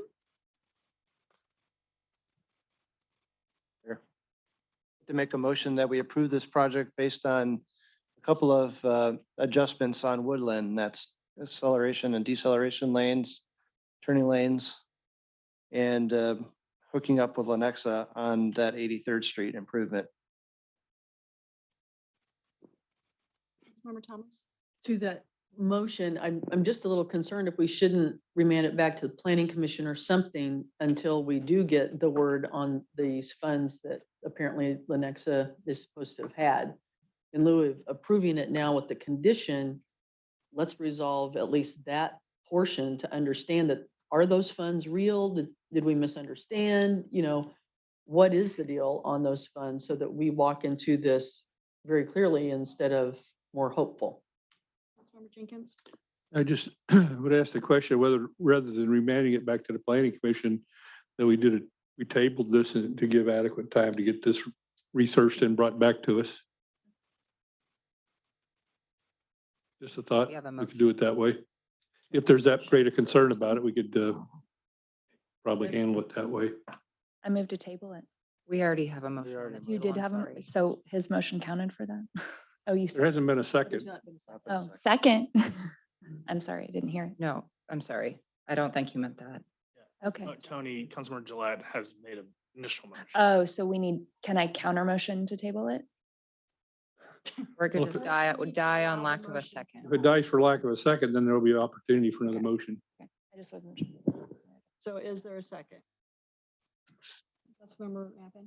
So, Mr. Gillette, you're saying it would depend on Lenexa agreeing to widen their part? It would be dependent upon their agreement? Yes. So I would have some concerns with us kind of basically requesting another city to fund a project in order to zone property in our city. So I think we need to focus on, maybe encouraging staff to conversations with Lenexa for future improvements, which obviously we would, but if that kind of helps with that motion. And then if there's, additional turn lanes or access points that you want, deceleration lanes or something in that, then that can be part of your motion, to approve this and move it forward. But I would just be very hesitant to basically have your approval be contingent on another city's funding. I can withdraw the motion then. I'll accept a motion. Move to table? Do I need to set a date? I guess we need To have you further research plan with Lenexa, I guess. I don't know exactly how you want to. Well, I guess I think we need to be clear kind of on what the concerns are. So if the concerns are kind of the access into these two streets off of Woodland, if there's, deceleration lanes or, turn lanes or something, then we can add that into your motion to approve it. In terms of tabling it, I think we would need to kind of look at kind of exactly what you want us to research. Again, I'd be hesitant to table something or remain something based on another city's kind of funding participation in those improvements. Overall, I think from the city side, we really have focused on obviously the Monticello project, which obviously you guys know from the funding side, it's about a $20 million project from this. The other safety point I think I would mention as well, I don't know if it's been mentioned this evening, we have a future traffic signal. Again, back to the partnership, partnered with Lenexa on that signal for 83rd and Monticello. So there'll be some additional access point. I think you mentioned baseball games on that phase as well. So I think that will help there with the additional signal at 83rd and Monticello. So. Councilmember Jenkins. Yeah, from the gist of it, it doesn't sound like a tabling would be the correct approach, even though I raised that issue as a potential solution. So it's more based on a question. And I hate to see it have to go back all through the planning commission and all that just to answer a question. But if that's the case, I'd be willing to entertain a motion from Councilmember Gillette with the turn lanes and so on, the acceleration lanes. I'm sorry, we have a motion on the table. You guys clarified it. Once again, there was no second. Withdraw So the, yeah, Thank you. thank you. it would be could entertain something like that. I would also, as additional information, I think the fact of the matter is that we are quite interested in the situation on Woodland. It's come up at a number of our meetings. It is certainly on the radar screen for this council and for staff as well. We're exploring, in fact, I explored with the city manager today, some concepts and some ideas that we might be able to use, which would help in the funding of that particular project in the near future rather than the later future. So I think there's things going. I think it may be temporarily some issues concerning the traffic patterns on Woodland, but I've been assured that we have a pretty good solution with the availability of Monticello to be able to handle that, at least for an interim period until we get the other issues addressed. So I don't see it as being basically a war stopper at this point, that we could move on and we can still address those issues satisfactorily. And as I brought up, I would like to get the markings of those of that Woodland, so it's just more clear and easier to navigate in severe weather, rainy, dark weather, that kind of thing. It would make it easier to navigate that. But if Tony, if you'd be willing to make that motion again, those grounds, I'd be willing to entertain that. Sure. Let's see if I get this right. I'd like to make the motion that we explore with Lenexa the options at 83rd and then have the caveat of acceleration, deceleration lanes at 79th Terrace and 80th Street with the project for approval. Second. This To approve motion. it. Right? Yes. Yes, and I believe the stipulation didn't require that Lenexa take action, but we would explore the availability Explore with the and work with them on this. And I think that's appropriate. So this motion to approve the zoning with those stipulations. Councilmember Napoli. Yeah, before we vote, it's just a point of discussion, going back to your point, Mr. Jenkins. I know that we've got some roads like Mize, for example, out in Ward 3, much the same situation. They're dangerous. They're very narrow. And they were able to go in and stripe the sides. So it's kind of a Band-Aid. I mean, it's still an unsafe road, but knowing that it's not going to be upgraded right away, I've had really positive feedback. I think this, to your point, would be a road that would be a really good candidate for that. So anyway, I support your motion. Thank you. So we have a motion and a second. I said second. No, I said we already had a second. We had Or two. maybe it was Yeah, backward. we are legal with this motion, right? Okay. We have a motion and a second. All in favor, say aye. Aye. Opposed, nay. Motion passes. Item number 2 is to consider an ordinance approving text amendments to Shawnee Municipal Code, Title 17 zoning, Chapters 1704, 1751, and 1780 related to town square and commercial highway overlay zoning districts. Planning Commission recommended governing body approve the proposed tax amendments. An ordinance is required. Deputy Community Development Director Lauren Grasshoff will make a short presentation. Will be available for questions. Welcome, Lauren. Good evening. I will try to keep it short, but I want to give you guys enough details so that you have a good feel for these amendments tonight. So as mentioned, they are to 3 sections of our zoning code specific to use regulations within our town square zoning district and our commercial highway overlay district. Just a timeline of how staff, planning commission has been working through these amendments. We initially took them through to the downtown partnership at the end of June, had planning commission workshop discussion following that in July, as well as a public hearing in August. And then we are bringing them forward for your consideration tonight. The town square zoning district is what we consider our downtown zoning district. It's generally a mixed use district. So we have allowances for horizontal and vertical commercial and residential allowances, just generally between about 57th Street down to the block just north of Shawnee Mission Parkway. And then the commercial highway overlay district was put in place in the 90s, I believe. And it's from our eastern city limits over to Flint Street on the west. And it's essentially just that north south frontage road of Shawnee Mission Parkway. The commercial highway overlay district was put in place to essentially enhance our gateway. So we were looking at sort of those pawn shops, auto repair uses, just the improve the aesthetics of the corridor, and help it become sort of that regional attraction that Shawnee Mission Parkway already has. So the objectives of our text amendments, as we looked through these, were to adapt to current market demands and trends, further reduce automobile-dominated uses in our downtown, create safer and more pedestrian-friendly places as we are able to remove some of those auto-dominated uses, prevent the oversaturation of those auto uses, and then be attentive to the use of the land, specifically as we look at reuse of sites. And we know we're pretty compact down here, so we really have limited space availability for how those sites can be used and redeveloped. And then along with that, improve site circulation and aesthetics.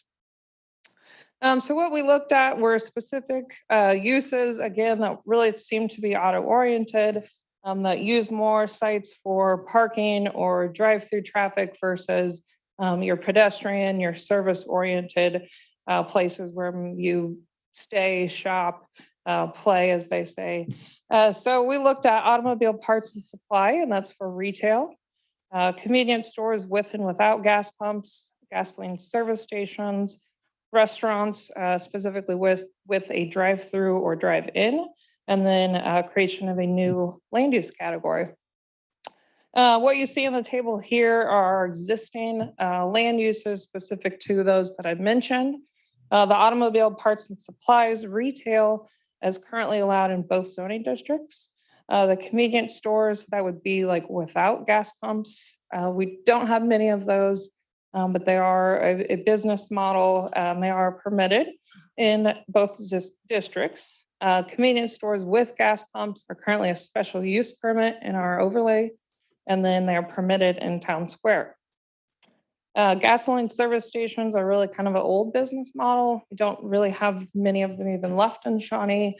They would be the automotive repair with the gas pumps associated with those. And then the restaurants with drive-through, drive-in are permitted in both districts. And what the proposed amendments include, and I'll go through the artisanal manufacturing in a little bit more detail here in a minute, would be allowing the artisanal manufacturing with a requirement of a retail storefront only in the town square. And that's a consolidation of what we consider some light manufacturing land use categories into small scale, handmade, very limited machinery, and requiring the retail. And then also allowing that within, continuing to allow those in our planned industrial district. Artisanal manufacturing, if it does not have retail or it is larger than 2,500 square feet, will continue to only be allowed in the PI district. The automobile parts and supplies, again, that's retail. We do not have any of these currently operating in our town square zoning district. We are looking at removing that allowance. Convenience stores, where it's currently allowed in our town square, we would be removing the allowance for gas pumps, but you could continue to have the convenience store only operations. You know, those are your quick service, run in and out, grab a soda, gum, whatever it is.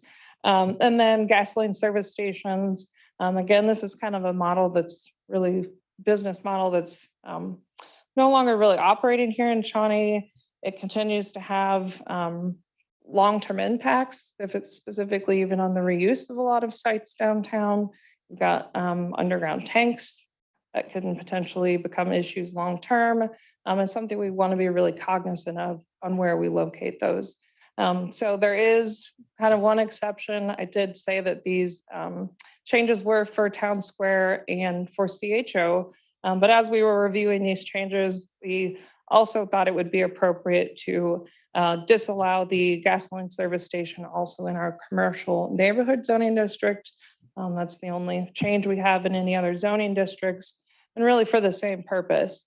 Our commercial neighborhood zoning districts are adjacent to residential, they're adjacent to schools. So you have more impacts potentially on those surrounding uses that are not necessarily in line with those type of operations. And then finally, restaurants with drive-through or drive-in. This is another use that we just feel is very intensely used, potentially with the drive-through of cars. Usually then if you're trying to walk to a site that also has the drive-through or drive-in, you're potentially having pedestrian vehicle conflicts. We don't want to disallow because we also know that this is a very popular business model. People that didn't used to have drive-throughs are now looking at it, just the way things have changed over time with COVID and how easy it is to get food anymore and pick it up. So we still want to keep that allowance. Essentially, it allows for additional review and conditions to be placed to that special use permit process in the town square. So we look at, you know, where your drive-through is located. Can you accommodate drive-through circulation on site? Are you impacting other roadways and circulation within the district? So as I mentioned, we are looking at creating a new land use category, artisanal manufacturing. It's what we are defining as on-site production of goods by hand manufacturing, involving the use of hand tools and small-scale light mechanical equipment. This is a consolidation, and it's noted in the staff report of those, or actually in the ordinance, those categories that we would be consolidating into this category. But along with the changes, in addition to that category, we are looking at amending, adding what we call miscellaneous use regulations to require that retail storefront. It does have to be a minimum of 150 square feet, and it would have to be located on the ground floor. And then the number two, we wanted the products produced on site to also be sold in store. So we wanted to make sure that people have the opportunity to actually go in the space, engage, you know, they become maker spaces, maybe they get to go and interact, help with production of some materials. I don't know if it's making chocolates or whatever that might be. We wanted basically to make sure that it wasn't just an online store and you had a window storefront. So we know that obviously people do a lot of online sales. So we're not saying you can't do that, but you need to be able to have that retail storefront with the sale of those items. And then third, where adjacent to single-family residential, screening and buffering areas could be required, including landscaping, fencing. Essentially just add, this is already in the code, we just are kind of adding that extra layer of protection for any surrounding residential. As we obviously, as I noted, this is a mixed-use district. We have residential property very close to where we allow commercials. We wanted to make sure to add those protections in there for those existing residential properties. Just some additional considerations or things that we looked at as we reviewed these changes. There are currently no gasoline service stations operating in either zoning district, so we're not looking at creating any non-conforming uses for those. There are also no convenience stores with gas pumps or retail automotive parts sales businesses currently in operation in Town Square. If there are existing businesses that these amendments do impact, they can continue to operate as they are.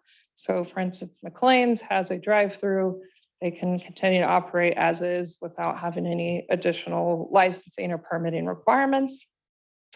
And generally restaurants with designated parking spaces for pickup, we would not consider falling in within that special use permit. Like I said, it's kind of a newer business model, but if you have drive-through, if there's a significant amount of your operations, sales, how your site's laid out for those drive-through, that's something that would then require that special use permit. For the specific to the new land use category, it does consolidate some of the uses that we have in the code, but it does keep a lot of our heavy manufacturing operations still in the code, and they continue to only be permitted in the plain industrial district. And this came up in actually planning commission discussion.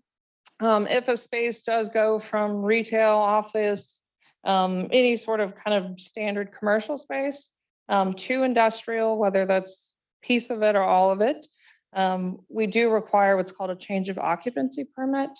So we will be looking at things like ventilation, if you're storing hazardous materials, a lot of different codes around converting spaces.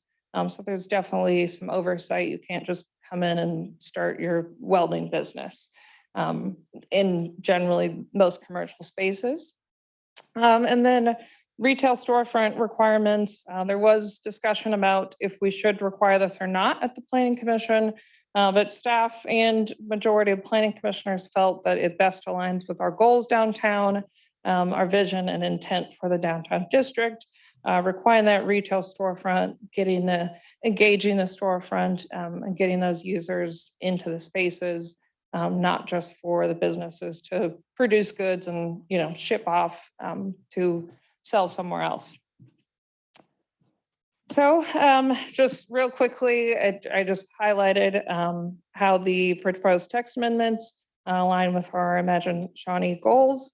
And then the recommendation, Planning Commission did recommend approval of the text amendments, and they are specific to the Municipal Code Chapter 17. And that's my presentation. Councilmember Jenkins. No question, actually. It's just when it came before the Shawnee Downtown Partnership, it was well received. And I think that was important that our downtown partnership folks and our businesses downtown were pretty happy with this. So just throwing that in there for information. Councilmember Gillette. Lauren, thanks for your presentation. I do have kind of a philosophical question. Not that I want to debate it with you, but why would we further reduce automobile usage in downtown? I drove downtown today, and I think probably everybody else here drove downtown here today. And we want people to drive downtown to go to the restaurants that we're hopefully going to develop and be down here. So I'm a little bit heartburned about the war on gasoline and oil businesses and automobile use. I mean, it's still a big part of every American life. That's number one. So the language of further reducing automobile dominated uses in downtown, I just don't see the need for that. That's number one. Number two, the convenience stores without gas pumps.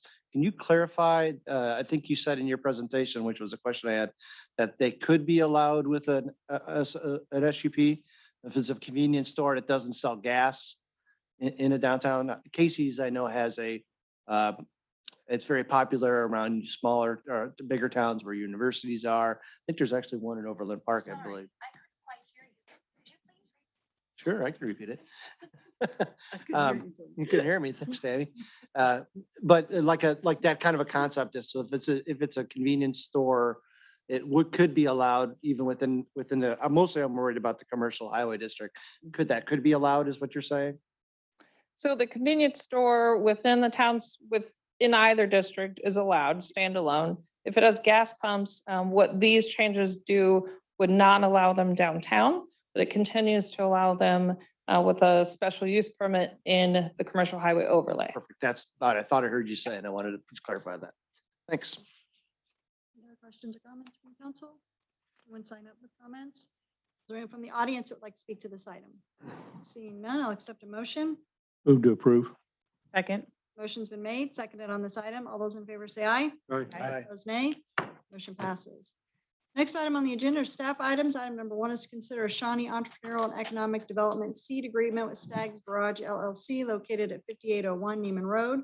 Pursuant to policy, the applicant has requested to be considered for a seed grant in the amount of $200,000 to assist with renovating the existing site for restaurant or retail use.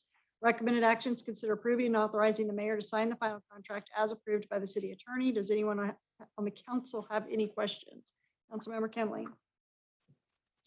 Yep, so I'm the one that's been opposed to the seed grants. And so I still am to this one as well. Part of the reason I've been opposed to them in the past is I don't like the general principle of us taking city money and giving it to a for-profit business. However, at least in the past, I could kind of see the argument when it would go to a small business that was actually going in to the space they were talking about or expanding. This time around, we're looking at a developer wanting the money. So we're not even guaranteed the businesses inside will be there. And I'm not sure if they could come and ask for a seed grant. The businesses that want those spaces possibly could do that.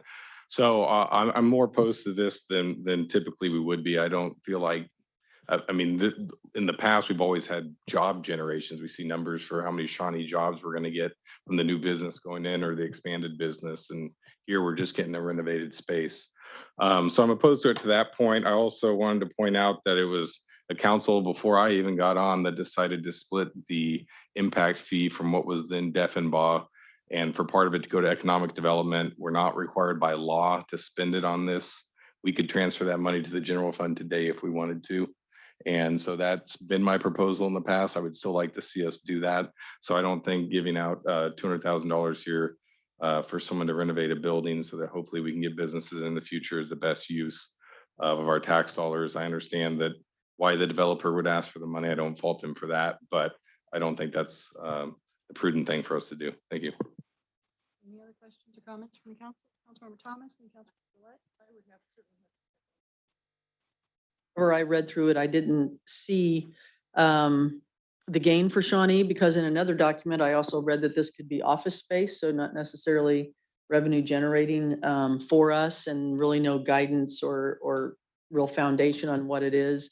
Again, not to repeat Dr. Kimling here, but it's my understanding that these are for folks who are getting into Shawnee. We want to welcome them. We want to support them. This may be their first out in attempting to get a small business going. And so that has a little bit of a different flair for me versus an established developer. So I'm going to not be able to support this. Yeah, quick question to staff. Is there a way to get an account balance of where we are on our seed fundings, what we've spent maybe in the budget year this year versus what the outlays are? Is there some sort of a mechanism for that? No, yeah, no, we can send you over that spreadsheet. I think we've kind of discussed it in the past and kind of placeholders and kind of what we have versus kind of what we've currently committed, so we can get that to you. Well, I guess my recommendation to be in the future, when this comes up on the reports, it would be good to see that on the staff report in advance so we can gauge where we're at. So I'd love to see that. Thanks. Councilmember Nappan. Is that true that it can be used for office space? I thought this was for a restaurant use. I don't know if you want to speak or. I can tell you, I think really the intent is to kind of attract a restaurant use to this. What's referenced in there is the, we call the Hyatt Palma study from years ago and trying to attract those kind of unique uses to that. So I think really the intended use from the developers trying to attract is really kind of that unique restaurant kind of amenity to downtown. And then what percent are, how much is the whole project supposed to cost?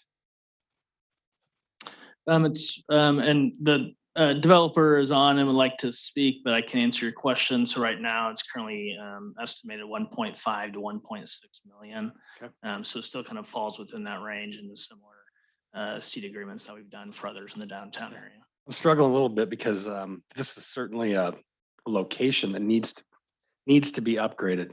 And I don't think we've had a lot of interest otherwise. So, okay, yeah. Did you say the developer wants to talk? Hi, this is, can y'all hear me? Yes. Wonderful. So this is Kevin Tubasing. We took on this project to help with the revitalization of downtown. We're really excited by the possibility of what it could be. If you read through the seat agreement, the only two things that we can do are restaurant or preferred retail, quote unquote. So there is no, I don't know where office ever came from. This will not be office. So within the realm of, basically a destination location in order to bring additional people to downtown, we'd like to turn this into something great. I mean, it's within the rules of the zoning district. Most of the calls that we get on the property are for auto repair and whatnot. And I just don't think that's the best use of the property, albeit perhaps the most profitable. We would like to, have the city's assistance in cleaning up the environmental mess of the property. There's a significant environmental issues that we're trying to deal with. And not to mention, if you haven't stopped by the property, the building itself is simply a concrete shell that's contaminated with oil on all corners and sides of the building. So what we're trying to do is to bring this up to a standard that folks are going to want to gather with their families and have a wonderful time. And so hopefully we really would appreciate your support in doing so. Councilmember Jenkins. Yeah, just a couple comments. First of all, we're putting a significant effort into developing our downtown right now. Put a lot of effort into it, but a significant amount of investment, and we're not done yet. I'm beginning to get it's beginning to get some notice. I'm getting phone calls and emails and texts from people that are saying, wow, I really like what's going on downtown. We're really making a lot of progress and we think this is really neat. And to me, this is an opportunity to continue that progress. We do need something in there. I'm sorry, but I don't really like some shell of a building with a concrete floor that just sits out there as a significant eyesore. I think it's also very significant in reviewing this particular request that the environmental considerations due to the fact of the previous use of this property makes it even more difficult to develop. And so we're not really being asked so much to renovate the building or whatever, but we are being asked to help with the mitigation of the environmental damage that's in this area. And it's going to be a problem that's going to face any developer that looks at this property. So I think it's very much in keeping with what we've done already in downtown with the Aztec Theater, with the bank on the corner that's being revitalized and turned into a nice facility, McLean's Market, which took kind of a similar type of activity and converted that. And we noticed that we gave them some money for exactly the same reason, for some of the environmental mitigation strategies to implement those. We've given money to Mother Clucker to get their facility back up and running, because it is difficult to do some of these, especially when you start restoring restaurants and meeting all the ADA requirements and so on. I feel in this case that the developer here is putting skin in the game. They're putting a substantial sum of money into this, and the benefit's going to really be substantially for furthering what we're trying to do downtown and making it more of a destination place like we're working on so hard. So I'm not really, I agree with some of the comments. I agree with Dr. Kimling's comments as well. And I can see where he's coming from, and it would be hard to argue that. But I also, on the other hand, am looking at the overall project, kind of taking a step back and looking at what we're doing downtown, and it is kind of becoming a overall project. It's a strategy. It's kind of a focus of a lot of energy and effort into making downtown a destination for folks that don't even live, some people don't even live in Shawnee. It's going to draw people in here. We're talking about some really high quality restaurants. And if we can land them, we're on track to land them. So we got to continue our progress. I think we don't want to lose the momentum we have here. I think it's worth our time. It's worth the seed grant. In fact, this seed grant is actually, despite the fact that the development requirements are rather substantial because of the environmental issues, it's actually one of the lower grant requests we've had. So I could favor it, and I think I'm going to support it. Thank you. Can you please come back? So I know we've had conversations in the past, but I don't want to just be making up numbers, and I don't trust my memory. So I know we've had, well, you're in this every day. Because I know we've had several people reach out about doing restaurants in downtown and stuff. And I know like the grease traps are really expensive. What have you said those run usually? Again, Ann Smith Tate, I'm with the Shawnee Chamber of Commerce and Economic Development Council. A grease trap for, especially for a building like this, and like Mr. Tubid Singh said, if you haven't been in there, it is literally just a concrete bunker. There's no HVAC, there's barely any plumbing, like literally just a corner toilet and no sink. No water, the pipes are undersized for the whole area. So to do a hood system, which could, the prices are escalating so quickly. I could be incorrect in this, but I'm going to say between a hood system and a grease interceptor, which are both required by code for a restaurant to go in there, you're talking in excess of $100,000 to $150,000 for those two items, let alone the build out. And then when you have a building like this, it's contaminated. The ADA is extremely expensive. And then the restaurants, do we require the sprinkler system as well? If the occupancy is above 99. And so would this be one of those buildings that's about? It probably will be really close to that. So I think they need to get an architect in there to determine whether or not what the occupancy load would be. Have been shared with us that they're extremely expensive as well. Do you remember approximately what those? For a building that size, you're probably looking, I don't know, 30 to 45, somewhere in there. It would depend. I think the challenge, according to my conversation with the developer, is that the water line would be undersized. So if you have to bore underneath the road, then obviously the cost would go up substantially then. So I don't know that answer. I think my understanding, and Kevin, if you're still on there, the water line, if that would be an issue for the overall operation of a restaurant, and then certainly for the sprinkler system as well. So I know that was an issue with another business. Exactly. Downtown. They were going to have to run the water line under Johnson Drive, Mhm. which was extremely expensive. And to Mr. Jenkins' point, I mean, we are drawing people now to our downtown. The last time I was at Service, there was a group there from Alaska that had come to Service. They follow them around. So at these different competitions and stuff, I don't know, but so yeah, it was interesting to get to know them, but I mean, from Alaska. So as to Mr. Jenkins' point, that's what we want. We want a destination downtown. And so I just, thank you, because I didn't trust my memory on all those costs. I know they're significant every time somebody approaches us about bringing a restaurant to downtown. And they do just keep escalating. So Yeah. just to address sort of the end use, we are working to identify restaurants. We've had a couple out to tour. Again, it just comes down to kind of chicken or the egg. I mean, it's hard for these restaurateurs to imagine investing all of this money in a contaminated shell at this point. So to get that somewhat up, and I think I don't have the agreement in front of me, but there are benchmarks in there. So, some of that money would not be eligible if there wasn't a restaurant. So it's really a lot of that is used for the tenant. We designed it very similar to the way which the SSB, the bank property, is designed, so that there is a pass through, so that some of that is directly benefiting the end user, the tenant, instead of coming back and doing, to Dr. Kemling's point, 2C loans for one building. So it's built in, so they have that to work with the tenant finish is the intent. Thank you so much. Councilmember Gillette. Well, Ann. Hey, Ann, quick question, Ann.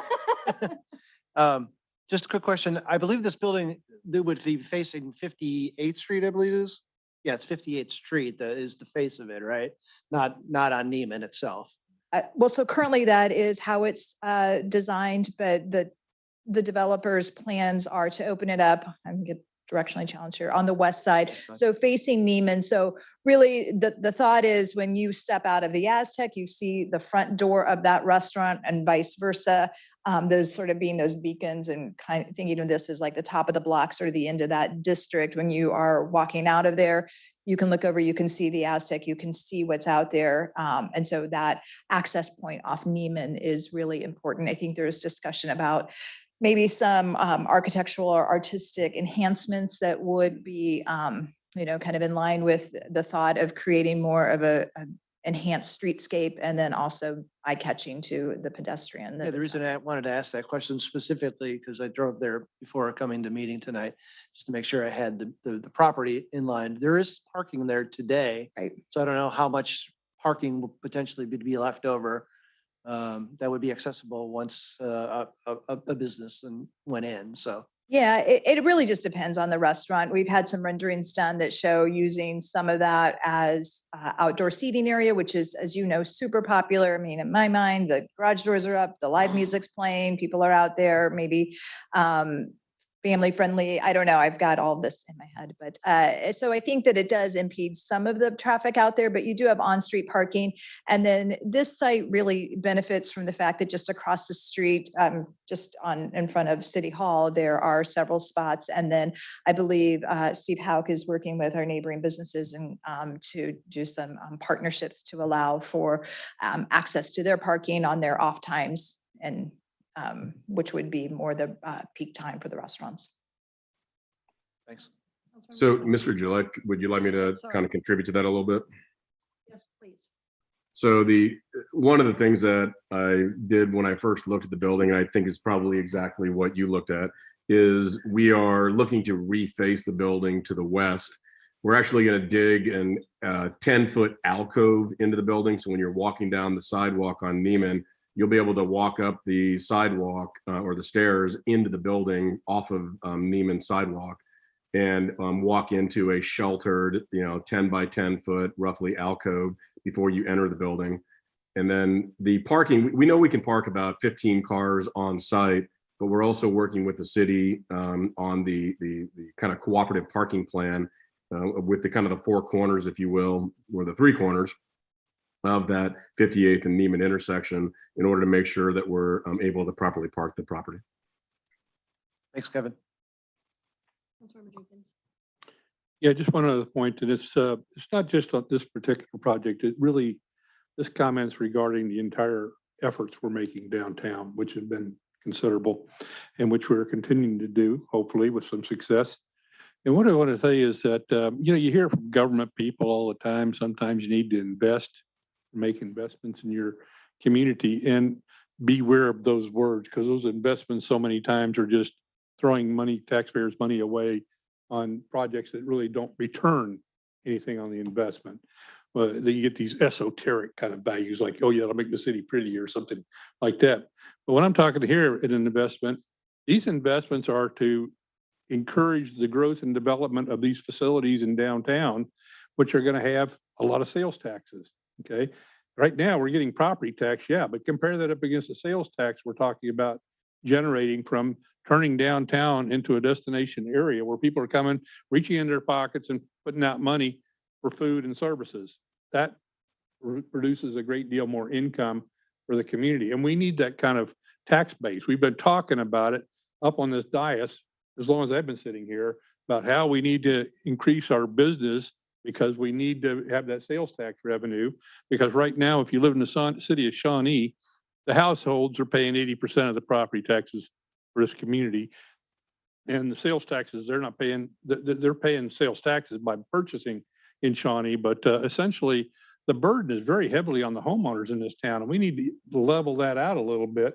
And we're doing that. I think we're making a tremendous strides in that area and in generating a kind of a destination area for people outside of Shawnee as well as Shawnee to come and enjoy. And if we can generate that kind of sales taxes, this stuff's going to pay for it. It's going to pay for itself and then some.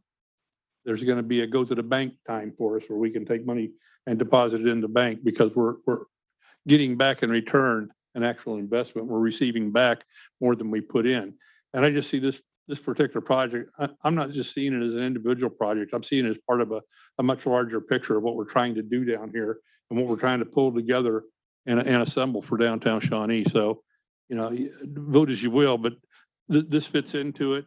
I think it's going to be a very difficult, this one, particular one's going to be a very difficult one to develop because of those hindrances which accompany this project. So the fact that we're going to help make it happen, I'm willing to help make it happen because that's going to actually beautify to a great extent that area, not just increase the sales taxes and so on, but it's also going to remove a significant eyesore from where it is right now. So that's just one further comment and one further consideration. To Mr. Jenkins' point, because I know once McLean's went in, we got a ton of feedback. I mean, it's a service to our city. People are very happy that they now have that place to go. And we've had nothing but positive feedback on that. But so that being said, do you or maybe Mr. Cobby know that a restaurant this size, so that we're always looking at numbers, a restaurant this size that's successful, what would like the annual sales tax revenue be if they have food and drink? We have like just an estimated number. I won't hold you to it.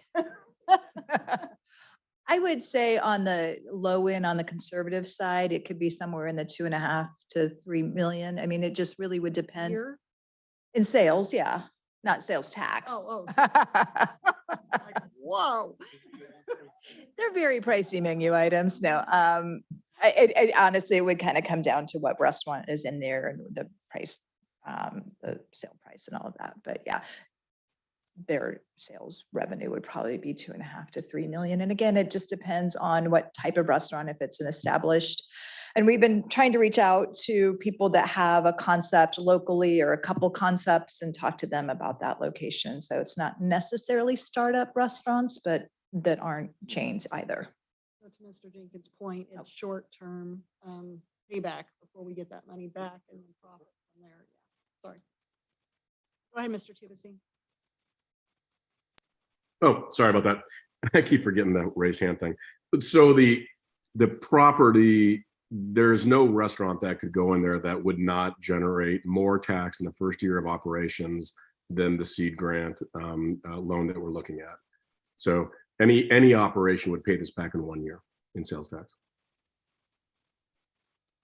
Thank you. Okay, is there any other questions or comments from the council?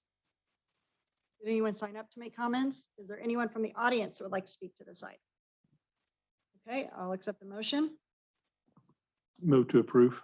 Second. Motion's been made, seconded on this item. All those in favor say aye. Aye. Opposed, nay. Motion passes with Councilmember Kimling, Councilmember Thomas. Were you a nay, Tony? Oh, so Councilmember Kimling and Councilmember Thomas in dissent. Item number 2 is to consider bids and award the contract for the 2022 chip and seal project. 2 bids were received. Staff's recommending Harbor Construction, Inc. for the amount of $90,005.40.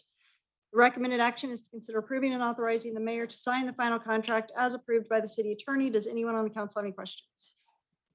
Anyone sign up to make comments? Anyone from the audience want to speak to this item? Seeing none, I will accept a motion. Move to approve. Second. Motion's been made, seconded on this item. All those in favor say aye. Aye. Opposed, nay. Motion passes. Item number 3 is to consider a professional services contract for street improvements at the Gleason Road Stream Crossing south of 71st Street, project number 3541. Gleason Road Stream Crossing south of 71st Street does not meet city standards for flooding or traffic. Study provided a preliminary solution for 2 lanes of travel and additional capacity for stream flow without overtopping the road. Recommended actions: consider approving and authorizing the mayor to sign the final contract as approved by the city attorney. Does anyone on the council have any questions? Anyone sign up to make comments? Anyone from the audience like to speak to this item? I'll accept a motion. Move to approve. Second. Motion's been made, second on this item. All those in favor say aye. Aye. Opposed, nay. Motion passes. Item 4 Nay. is to consider an ordinance authorizing the issuance of. I'm sorry, I just want to make sure the record is correct. I was a no on that vote. On. I didn't hear, Gleason Road. I didn't hear my, no, The seed grant. Seed grant. Oh. I didn't hear you say my name, so I just wanted to make sure. Oh, okay, yeah, I did not hear your no. Okay, so Thank you. yes, I was a no. Thank you. Item number 4 is to consider an Ordinance authorizing the issuance of federally taxable private activity revenue bonds, IRPs, neutrality Phase 2 project in the principal amount not to exceed $20,000, $20 million. Governing body adopted resolution numbers 1954 and resolution number 1955 on September 27, 2021, expressing the city's intent to issue IRBs for the project. Bonds will be used financing construction materials, fixtures, equipment, labor of Phase 2 of the master project, and ordinance is required to issue the bonds. Recommended actions, consider approving the ordinance. Does anyone on the council have any questions? Anyone sign up to make comments? Anyone from the audience like to speak to this item? I'll accept a motion. Move to approve. Second. Motion's been made, seconded on this item. All those in favor say aye. Aye. Opposed, nay. Motion passes. Item number 5 is to consider the approval of the contract amendments, early procurement package, abatement contract, early relocation, items, fees, services, and Fire Station 72 and 74 station alerting system for the Fire Station 71 and 73 renovation project. Staff is recommending various approvals for Fire Station 71 and 73 renovation project. Fire Chief will make a short presentation and the project team will be available for questions. Welcome, Chief Potter. Good evening, Mayor, members of council, Chief Potter here. Thank you for the opportunity to speak with you this evening and give you an update and talk about the progress of where we're at. When we were putting this together, kind of hit us that we've been a year now in working through this. So it was September 13th of 21 when we started this. So be able to give you a little bit of an update, but just here a quick timeline. Talked about September 13th, approved the design services. So we are actually now through the 100% design development, 50% of the construction document. So we're still working on that. In 3 months from tonight, we will bring you final plans and the guaranteed maximum price for approval. So we're excited. It's getting close. And so there's some things that we need to talk about this evening to go along with that. So I wanted to be able to show you kind of some of the work that's been done. So when we talk about there's been some major work done, there has been some tremendous amount. You can look at the concept that we've worked through where we have flipped the entrance of the building clear from the west side to the east side. We'll show you that here in a second. So this does not look, and it's not the same facility that it is today. When we're done, it will not be the same. Right now, this is what the backside, the east side looks like today, where we park some of our staff's vehicles, and the proposed entrance to the administration will be on the backside of this building. So quite a change to that as we go through. Fire Station 73 also with an addition and will look totally different. But more importantly, the features for the safety of our members, the health and wellness, the behavioral piece, the just overall cancer prevention, all of those initiatives, all those things that are important in having now for the future are incorporated inside. So I want to stress that while the outside is looking much different, there's more going on the inside that is a change than just the outside. Looking here's just a design progress, what the north perspective with an addition there, that additional room being able to handle that. When these facilities were designed, they were not designed for the staff that we have today. So this will allow us to grow with that. So a year ago, what was approved by you is 26,200,000 roughly. Where we're at today is 26.5. We are still working to reduce that gap that we'll bring to you in 3 months, trying to find ways and alternatives to reduce that gap of 300,000 that we still have working through that. Tonight, here are some things that we're bringing before you that we need decisions on, action items this evening. So this was in your packets, but Part A and Part B design changes. There's an addition of 11,500 that we're asking for your approval tonight, as well as additional services for project advocates, that 53,000. And Lauren, I think, can speak to this, but that is coming out of salary. So that's not additional funds in that regard. So I just want to make sure that I was saying that right. And then we have early lead items. This is probably the big piece. Mechanical, roofing, some of the electrical. There's some of those things that in order for this project to stay on schedule, as well as the cost, we need some of these to be able to move even before December, just because of the long lead time that we're dealing with on this. So as well as early release soft cost items that were in your packet as well, in that list and the detail that is in there. The last action item here that I would like to speak to does not deal with station 171 and 73, but deals with station 72 and 74. So when we came and did a presentation and what we met with council members on an update before, part of the discussion was the health and wellness, the behavioral health, and the things that we need to do for our members at station 71, 73. And the question was, what can we do at station 72 and 74? Do we have some of those features? What can be done there? We do have some of the cancer prevention. We have some of those initiatives that were there, station 71 and 73. We'll even have updated cancer prevention initiatives in those. But one of the things that we can do that would have the greatest impact is change the station alerting system.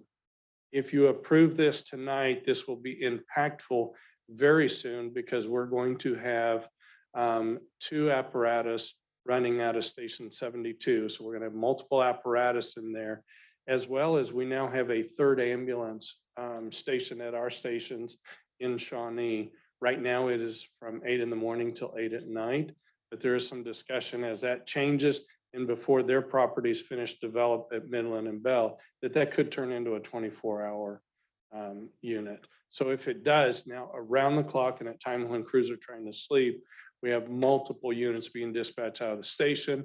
With this system, we'll be able to select just the unit they're on, as well as be able to ramp up slowly that volume. So those are things that will be tremendously impactful for the health and wellness of our personnel for the future. So I think those are important piece, and I appreciate even the opportunity to be able to bring this to you tonight in that ask. So I will open it up for discussion. So Chief, the only one question I have, and this is before your time, so you may not know the answer, but with Station 74 being so new, was that new alarm system available at the time it was built? And if so, why was it not added to that station at that time? I don't know all the specifics on that. Technology is So changing. it has changed since There- that I station. don't know specifically on that, what was available. But technology changes. And so just even being able to change the alerting, ramping up, the concept of ramping up tones in the fire service is something that's kind of come to the forefront in the last couple of years, probably 2 or 3 years or so. So depending on when station 74, the exact timing of that or the design, that may have not been something that was extremely well known at that time, may have been available, may have just not been well known. And it's become a priority now. So I definitely believe in the ramp up system. That's what I do with my own alarm. It starts off quietly and it gets brighter and louder. But it doesn't slow down our response time, right? no. And when I say ramp up, that's over a period of about 6 seconds.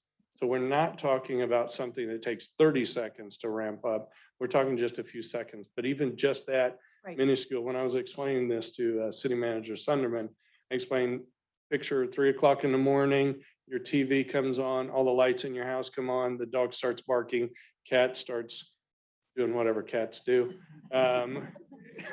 And then, everything's at one time, all alarms, everything's going off. That's kind of what it is now. And many people are light sleepers that do not need all that stimulus. And it is hard on our system. So Yeah. just even that over 6 seconds makes a difference.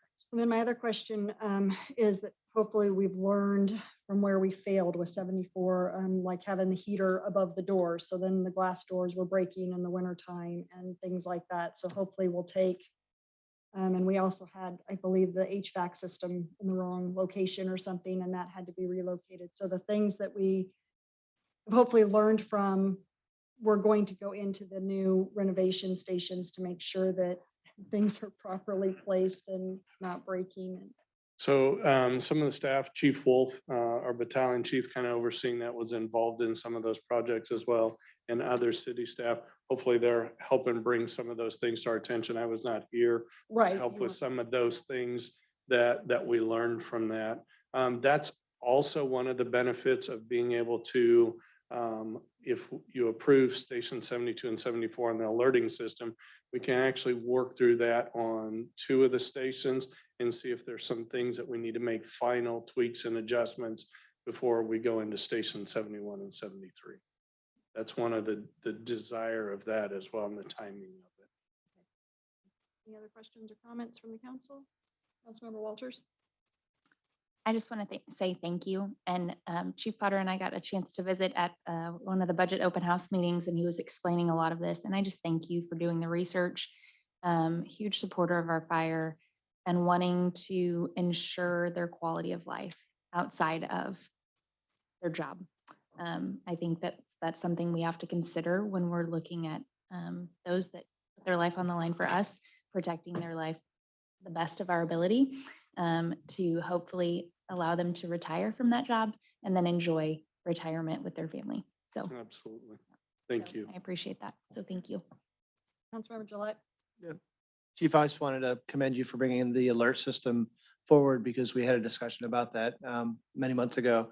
And to piggyback off what Councilwoman Walters said, anything that we can do to make the life and quality of life for our firefighters and our police officers better, I'm all for that. So really excited about that. And it's important. It's to retain the quality folks we have.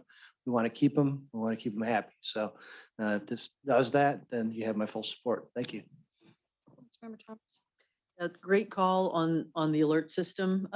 My son is a certified firefighter, and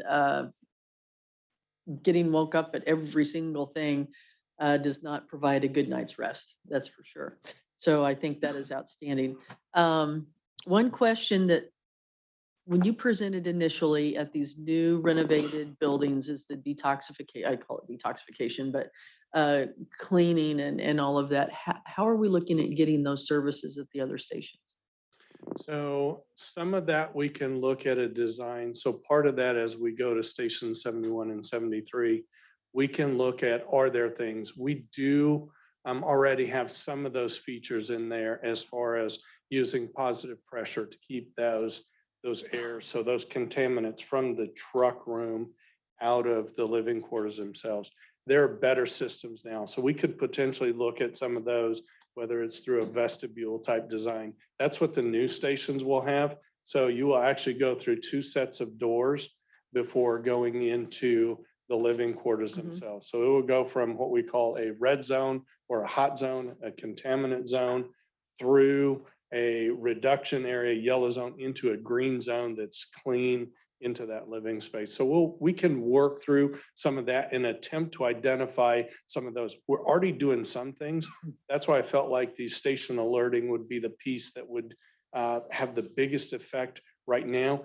Definitely would like to look at some of those things and see what we can do to potentially, with what we know today, look at trying to start maybe making some adjustments that would be cost effective in looking at that. With regard to your staffing, how do you feel that you are poised as we look forward? As far as like the number of personnel that we have, we had 2 firefighters that started today that brought us back up to our minimum staffing in there. And part of that is something that we're continuing to look at, and some of those things. One of the things that's in the future service goals is looking at the additional firefighters to offset some of the overtime. That's one of the concerns that we have. So there are different things like that that we're looking at. Part of the thing, to be candid, is trying to figure out some of the things that we're doing in how we can recruit so we can increase the number of candidates and stuff. Right now, that's a challenge that we have to figure out how to overcome that so that we can draw some more of those in as well. So creating the positions, one thing is filling them behind. I mean, that's something that the fire service across the US is struggling with, as well as, the police department, law enforcement. It's a struggle that we have. Yeah, and so that's, I'm wanting to hear, because we've talked about difficulty hiring, difficulty retaining people, and we hear a lot of it in the police department, and it does exist in the fire department. So what are the intentional steps that you're seeing across maybe Johnson County, across Kansas, across the US, that other cities are doing to address the need to be able to get more recruits and therefore hire them? I mean, we can So- throw money at a lot of things, but what is So it? Some of the things that we've talked about internally, we've had some long discussions internally about looking at what our requirements are to hire on. So right now with our requirements to have firefighter one, to have hazmat ops, and EMT, some of those things. Can we look at hiring somebody that does not have any experience? Now, there's going to be some increased costs on the part of the city as far as bringing someone on, training them, sending them through EMT school, sending them to get some of the other certifications, as well as lengthening our recruit academy. Right now, our recruit academy is 4 weeks.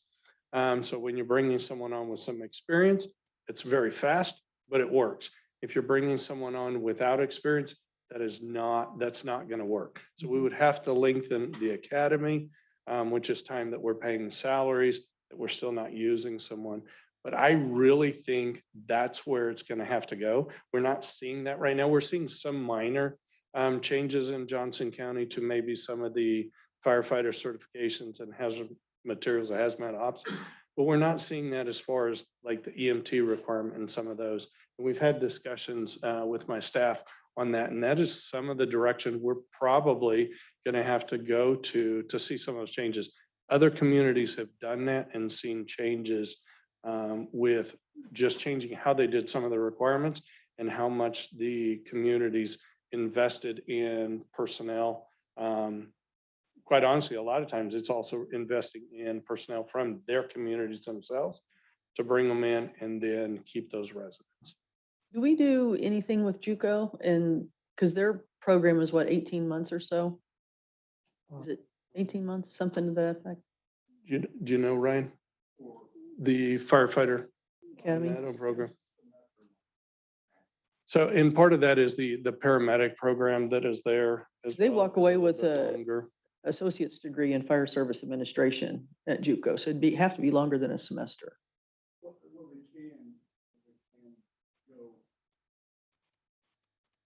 We'll make sure we get him up here on the mic.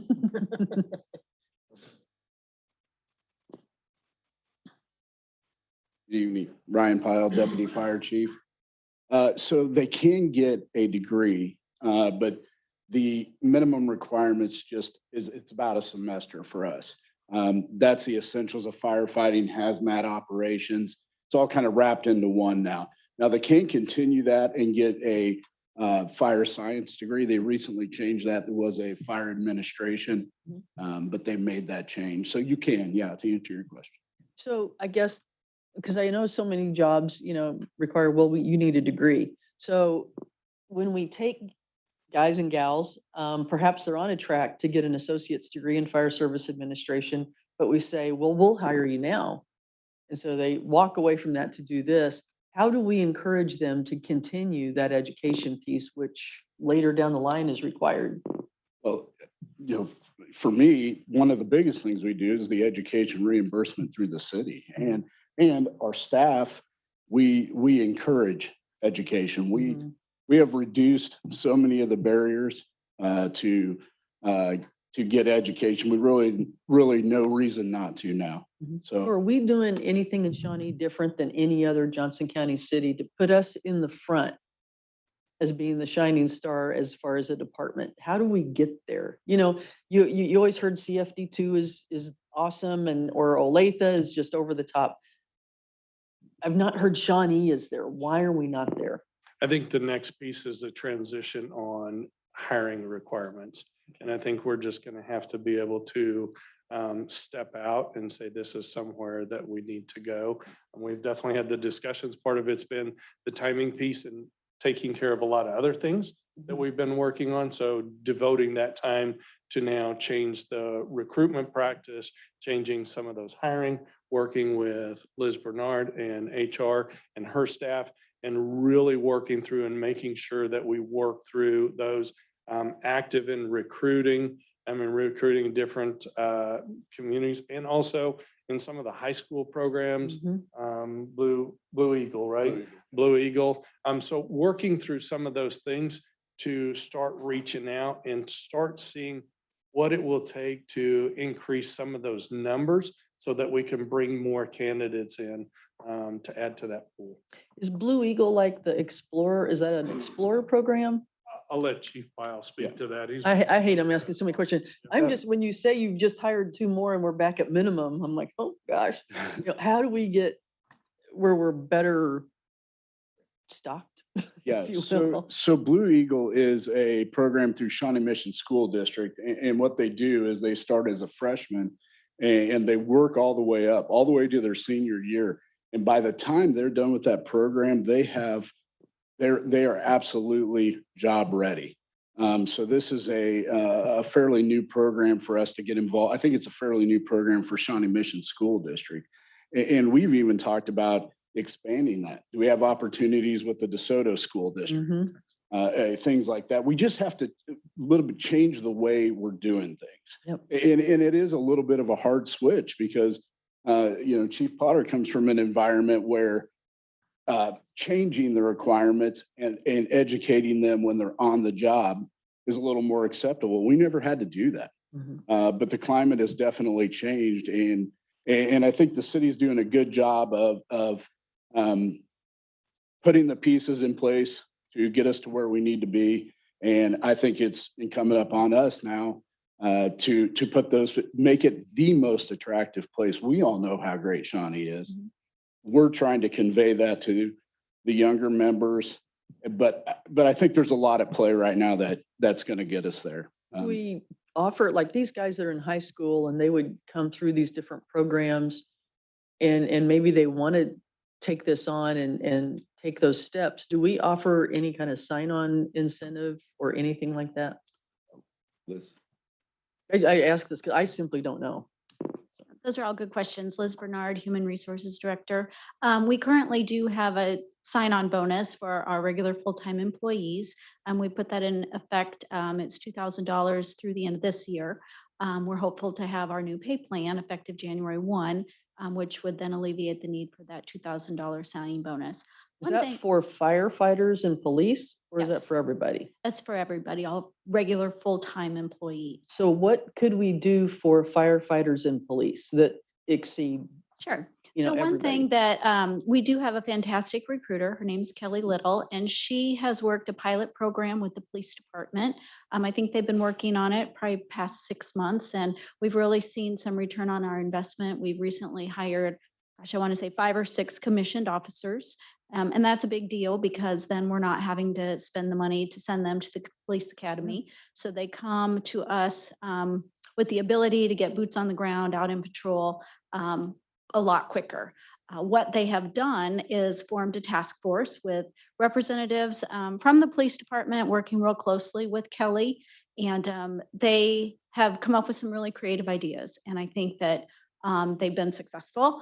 Some of the things that they've done is created a direct line to speak to an officer if an individual has questions about the profession and, what it's like, or, what our requirements are, what our culture is about. They have the opportunity to speak to not only a line police officer, but also a sergeant is included in that committee. They've done some creative things with QR codes. They have done some things related to geofencing. They've updated their website to be able to really give a realistic job preview of what our police officers actually do. And as I said, we are really seeing an increase in the number of people that we're hiring for our law enforcement. Our next step is to take that type of program to the fire department. And they'll be doing some similar things. And one thing that I think is really important is the fact that there's participation of the people that are actually doing the job. They're invested in it. They don't want to hire somebody that's not going to, pull his or her weight. They want good people. They understand the culture and what they're looking for. So as I said, the police department's recruiting committee has been very successful thus far. And our next step will be to take it to fire department and then on to public works. It's very, very helpful. I just know we're doing these types of things, we're making things safer and the alarm system and all of those things. But those are great, but where's the people that are going to really benefit from those, as they work their profession? So I look forward to seeing more of what you've instituted, and I look forward to hearing from the police department how many of the openings that we approved last year, how many are still open? 4? All 6 of them? They're still open? Does that include the?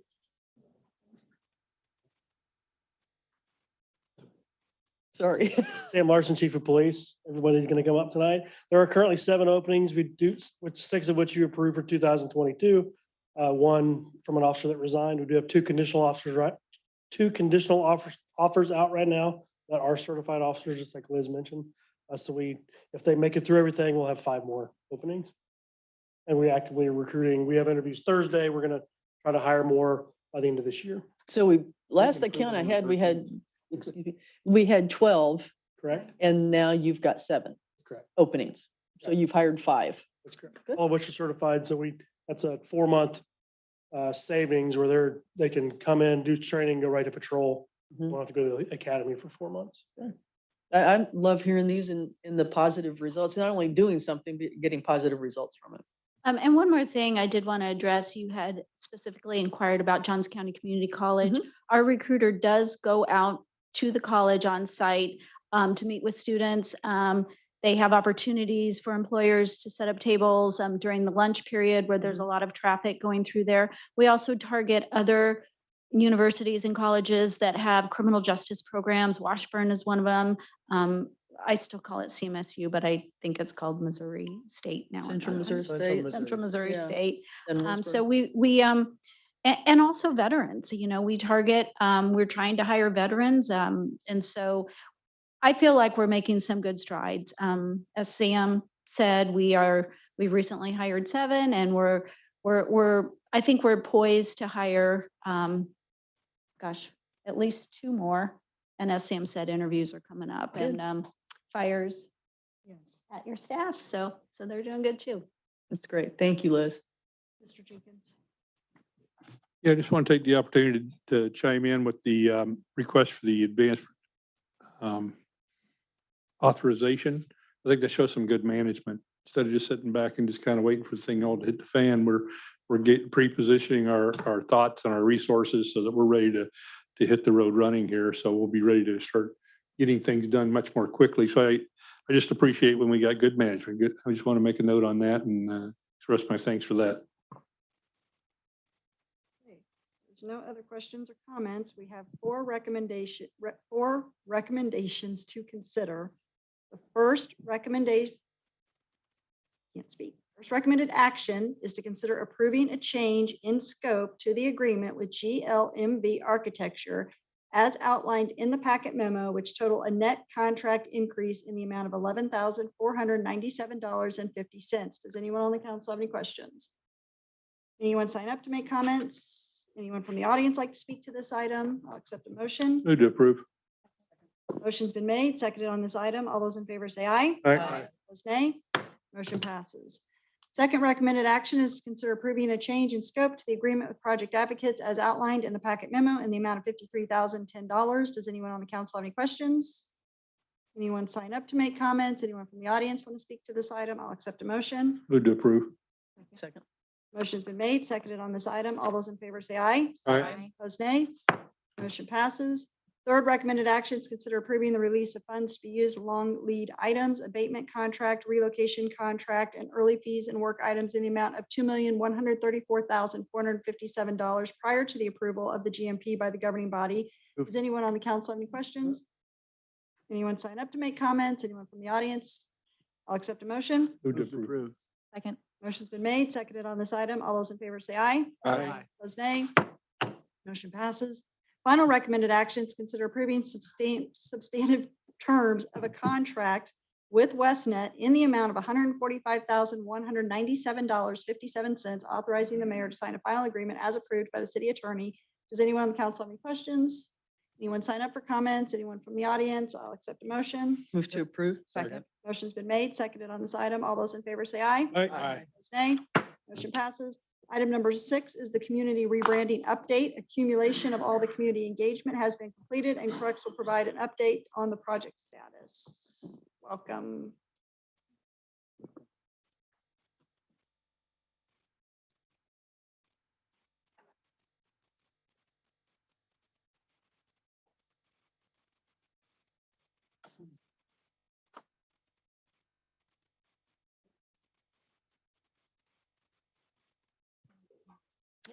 There you go. I should remember that. Thanks. It's good to see everybody tonight. Thank you for having us and allowing us to provide an update of our branding project that we've been partnering with city staff on. I'm Becky Schieber with Crux KC, with my colleagues Jen Evans and Patrick Jacquino. Some of you have met a couple of us at least. And so we wanted to give you an update on where we are after we've spent the summer having a lot of stakeholder engagement events and conversations. So just to recap our process, from the very beginning, it was very clear that the goal was to talk to as wide a cross section of the community as possible. Business owners, members of the community, neighbors, anybody who has an interest in living, working, or visiting Shawnee, we tried to talk to. So to recap that, we held 12 small group meetings and one-on-one meetings with members of council, as well as folks from the business community, the chamber. We met with internal departments, police, fire, parks, and public works. We also worked with city staff and facilitated 6 branding pop-ups. These were at the libraries, at the Civic Center, and at parks around the community where we just came. Julie provided popsicles, and we just, had open conversation with people who came and wanted to provide their input, both verbally and into the survey that we had. Also partnered with the city on community events, so things like the Moonlight Market. We visited the swimming pool with some dogs a couple of times, and jamming on the green, things like that where folks are already out in the community. And so we met them where they were and had 7 of those events. And the end result, I'm pleased to say, were that we have just over 700 survey results in, which is fantastic. That's what we hoped for. And so we're through our community engagement period. So we feel like we've given that opportunity to a wide swath of the community to provide feedback. And Patrick and Jen will dig in to let you know kind of what we're seeing, what themes are emerging from that in just a minute.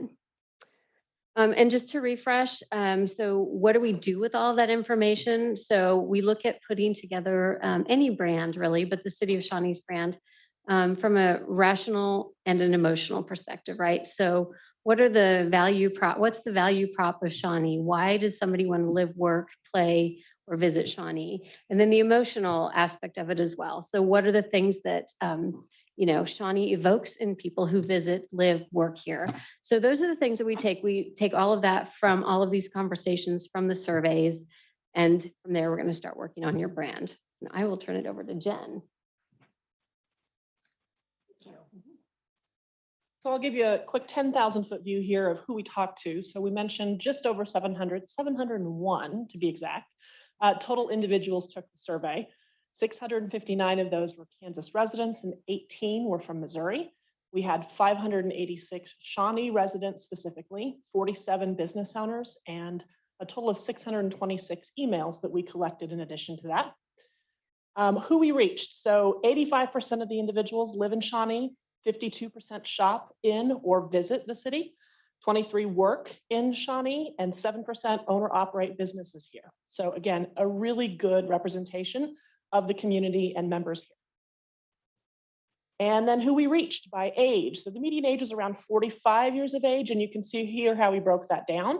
Anywhere from, yes, we had a couple of younger people between the ages of 5 and 15 that answered, but primarily they were between the ages of 15 all the way up to about 85. Again, really good representation of different ages, demographics, and backgrounds. And here's what they said. Hi there. Great to see so many familiar faces from our community engagement. I think some of you I saw over computer, some in person, so it's great to be here tonight and talk to you all about what the community said as we reached out to folks. So initially looking at logo feedback, so the current branding for the city of Shawnee, we asked if people were familiar or not with the current branding of the city. 63% were familiar with the logo, so that's leaving 37% that were not familiar with the logo of the city at all. For the folks that were familiar, we asked them to rate the current logo, whether they would rank it, where they would rank it on a scale from 1 to 10. So we can see that 46% rated the logo between 1 and 5, so on the negative side of the scale, and 53 rated on the positive side of the scale. So overall, the feedback was on average neutral, which I believe leads to an opportunity to create something that folks can really rally behind and skew on the positive side. We want to evoke positive emotion and positive experiences when we think of the brand of the city of Shawnee. Some overall high-level feedback on the logo itself. Our key learnings, so looking at the font and the typeface. So if you think about the word Shawnee in the logo, and then the tagline underneath, "Good starts here," there were lots of comments about how the two conflicted and didn't necessarily complement each other. The word "good" was something that came up a lot in the feedback about how a lot of folks felt that didn't necessarily evoke how they feel about the city. That they feel it's better than good was something that we heard quite a bit. And then the symbol itself within the logo, there was a lot of commentary around how, again, how the tree itself did not evoke the emotion that most people were feeling about the city when they thought of the Shawnee community. We also asked folks to choose from a selection of images on which correlated in their minds with the city of Shawnee. Within these images, we specifically chose to choose associations rather than images throughout the community for a couple different reasons. So if you think about including a specific business or a specific park, there may be something that people have in their minds rather than just the visual itself. So to give people a fresh palette, if you will, we chose images that we thought could both challenge our assumptions and confirm some assumptions. So including, you'll see there was 1% that selected image group A, which is a more urban environment. So that was, again, we chose images such as this to challenge our assumptions. And we see that the majority of folks, 99% in fact, chose images related to a more community-oriented downtown or small town activity-based feel, with the majority of folks choosing option D, which is images invoking a kind of downtown, historic downtown environment.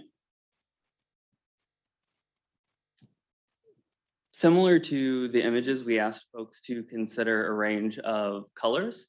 When reviewing these colors, we made sure to tell people these are not the final colors that will be used in the city branding, but enable to give us an idea of a direction to take as we explore the look and the feel. The biggest takeaway here is that 65% of people selected a warm color palette, so something that evokes comfort and trust. You'll see that in the blues and neutral tones, and in both C and D that were selected, or excuse me, in both A and C that were selected as the top choices. We also asked folks what their favorite part of being a member of the community was. The top 3 choices, so this was a kind of selection of checkboxes where people could select multiple things. Location, safety, and parks and rec activities were the top 3 by far. The average person, though, did select 5 favorite parts of the city. So these were the 3 that rose to the top. And it was feedback that we heard over and over again, both verbally and in the survey, that the location of the city within the Kansas City metro area the safety of the community and just the ability to be out and about in both nature and in the community was really important to people. We also had 57 write-ins, so we gave the opportunity if folks had something else to say, we wanted to hear what that was. And so we heard a lot of additional feedback, things like schools and libraries, Shawneetown 1929, small town feel, swimming pools. Of course, some negative feedback made its way in there, trees, bike lanes. So there were lots of other things that resonated with people in terms of what they like about being a part of the community. We also asked them to describe Shawnee, how they would describe Shawnee to someone who's never visited. A hometown with a rich history, a great place to raise a family, a friendly suburb on the edge of a big city, best of both worlds, a large city with a small town attitude. These were some of the recurring themes and phrases that we heard time and time again, and about the uniqueness of the community and the way that the members of the Shawnee community care about each other in a way that's unique within the Kansas City metro area. And again, going down that thought of what makes Shawnee different from communities in our area, small town, hometown feel, community, affordable schools were things that came up quite often. And we also heard a lot of, it's not insert city here, it's not Merriam, it's not Lenexa, it's not Leawood, Overland Park, Olathe, Wyandotte County. Shawnee is Shawnee, and there's something unique and important about that the community wants to see in a brand for the city. And we also asked folks to describe the city in 5 words. This was by far the most challenging thing for folks to do in the survey. We heard that a lot. Like, man, 5 words, I gotta be creative in 5 words. How can I do that? But folks really came through with some unique and important insights. So friendly, safe, fun, community, clean. Again, reinstilling those themes that we saw throughout a lot of the other questions, denoting that we really need to pay attention to these things as we create a brand that is inspired by and led by the community. You can see here on the right the counts of these. So far and above, friendly and safe were the leaders in this category. And additionally, this is, I know it's a bit hard to read on the screens, but this is a further breakdown of the words that people used. Under friendly, quaint, homey, hometown feel, family friendly, green, trees, picturesque, amenities, activities, different things like that. Location, so all sorts of things across the gamut, both positive things from a location standpoint, negative things came through. And then of course, in any survey like this, you get things at all end of the political and cultural spectrum too. So it's interesting to see that that folks kind of agree that there's a mix of everything in Shawnee. There's something here for everyone.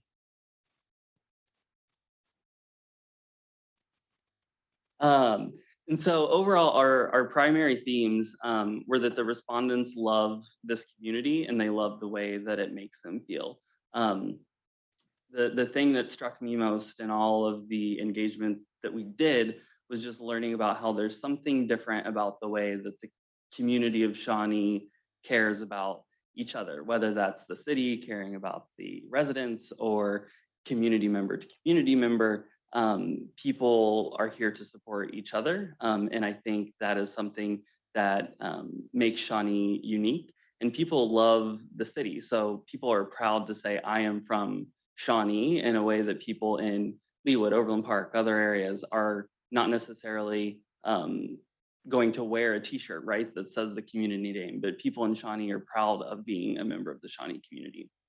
And there's a clear alignment that on the direction of the brand. So when we think about small town, big city, small town, parks and rec opportunities, the community feel, those are themes that came through loud and clear. So there was definitely a strong correlation and theme in the data that we collected. So what do we do with all of this? What are our next steps? So from here, we're taking this back to our designers. So we have a team of designers that are going to come up with 7 black and white sketches for initial review by the city. Two of these concepts will come to council in black and white for consideration. We'll present the final design in color for council approval, and then develop brand standards and roll out the brand from there. And that will be our process through the end of the year and into early January. And with that, any questions? Thank you all. Councilmember Jenkins. I got a question on that last slide. You flipped it off there real quick. At one point about you're gonna do 7 black and white sketches, Yes. and then you're gonna do 2 sketches and show them to the council. I don't want to see all 7. Yeah, in the process, we can definitely navigate that as we dive in further to the branding process and understand what's feasible and what. Yeah, I mean, even if we just have them emailed to us or something like that, so we can review where this thing's going, you know, kind of get a feel for it and stuff like that before you guys just slap 2 of them on us. I want to use my own brain on this thing a little bit too. And maybe I like one of the ones you got rid of. So I'd like to have that opportunity. Yeah, and there might be some discussion like, yeah, I really like this about this one, but you know, I like this one also. And I'm about to take a little piece of this, a little piece of that, you know, that would give us a chance to interact a little on that. I think that might be useful. Hi, I'm Julie Brightup, Communications Manager, and I just wanted to speak to that a little bit about the process. As you can see through the presentation, we've been working very closely with Crux throughout this process, engaging the community. We consulted with them about kind of, okay, what's next? What is the best way to unveil this, to choose a brand, to do all that? So when we were talking with Crux, you know, they are obviously the experts on this, and we're really relying on them about how they do it with the other clients that they've worked with. And so we have formed like a brand panel, kind of little final panel that involves the mayor, involves several community members, some other city staff, as well as some of our frontline workers. And so the thought was, if we have a smaller group there, that we can look at these 7 black and white sketches, base it off of the community feedback, and then hopefully get that narrowed down. So instead, and have input from everybody that's on that panel, and then bring the 2 here, and then we can kind of discuss and work through those, work through color palettes. I think there was just a little hesitancy about if everybody is going to have a different opinion, and then how do they take that and work all of the opinions in. So we were trying to do a final panel, get that feedback, and then come to present and then workshop those. And I'll try to speak some of that too, is that from back in my days as a graphic designer, and I've never created a brand, but I've created logos for companies and stuff. And I know that there's big issues when you give too many artists the paint and the brushes. And with the committee, when that was brought to me, you know, by Crux, I thought it was important that, you know, since public safety and recreation were the top things, that's why I personally chose a police officer that is also a Shawnee resident, a firefighter that is also a Shawnee resident, a Shawnee resident who is also an artist, who I feel is magical when it comes to creating images for Shawnee, and then Parks and Rec director. So I tried to take what the top things were and try to get a person to fill each of those spots.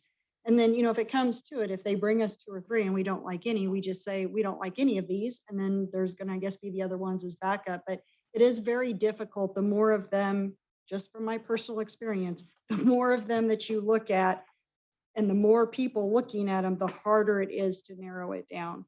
But that's just my experience and my opinion. Councilmember Gillette.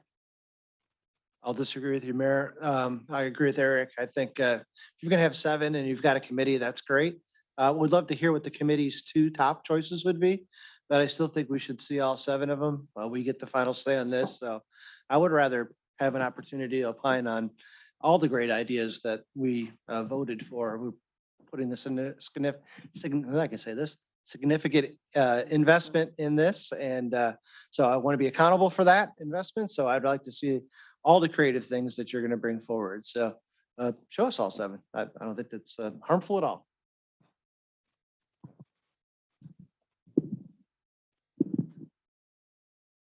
Councilmember Steens. I just had a comment. I am amazed, like, to get all these answers, from people and you condense it all down like that. So, but it makes me feel proud to hear the Shawnee people really love this community and that they do feel so different. And I think you guys really, I remember taking the survey with you and thinking, oh my gosh, as you boil down those words, and it's really great to see that so many of our Shawnee residents really came forth and all the energy and the things that they had to say. I will say the smelly comment is kind of funny because I kind of wonder, where does that person live? Maybe they live out towards west. That's what I was wondering. You got to laugh a little bit at that. That's always a great one. I think love that that. was one person that said that. I was wondering how many people actually said smelly. Yeah, I think it was just one. But I think that's great that so many people, feel that way about Shawnee. I think that says a lot about and the safety, we were just talking with the fire and the police and all that. So I think that's great. Love that you guys, did so many different things like that. So I'm going to be really excited to see what comes forth with the drawings. Thank you.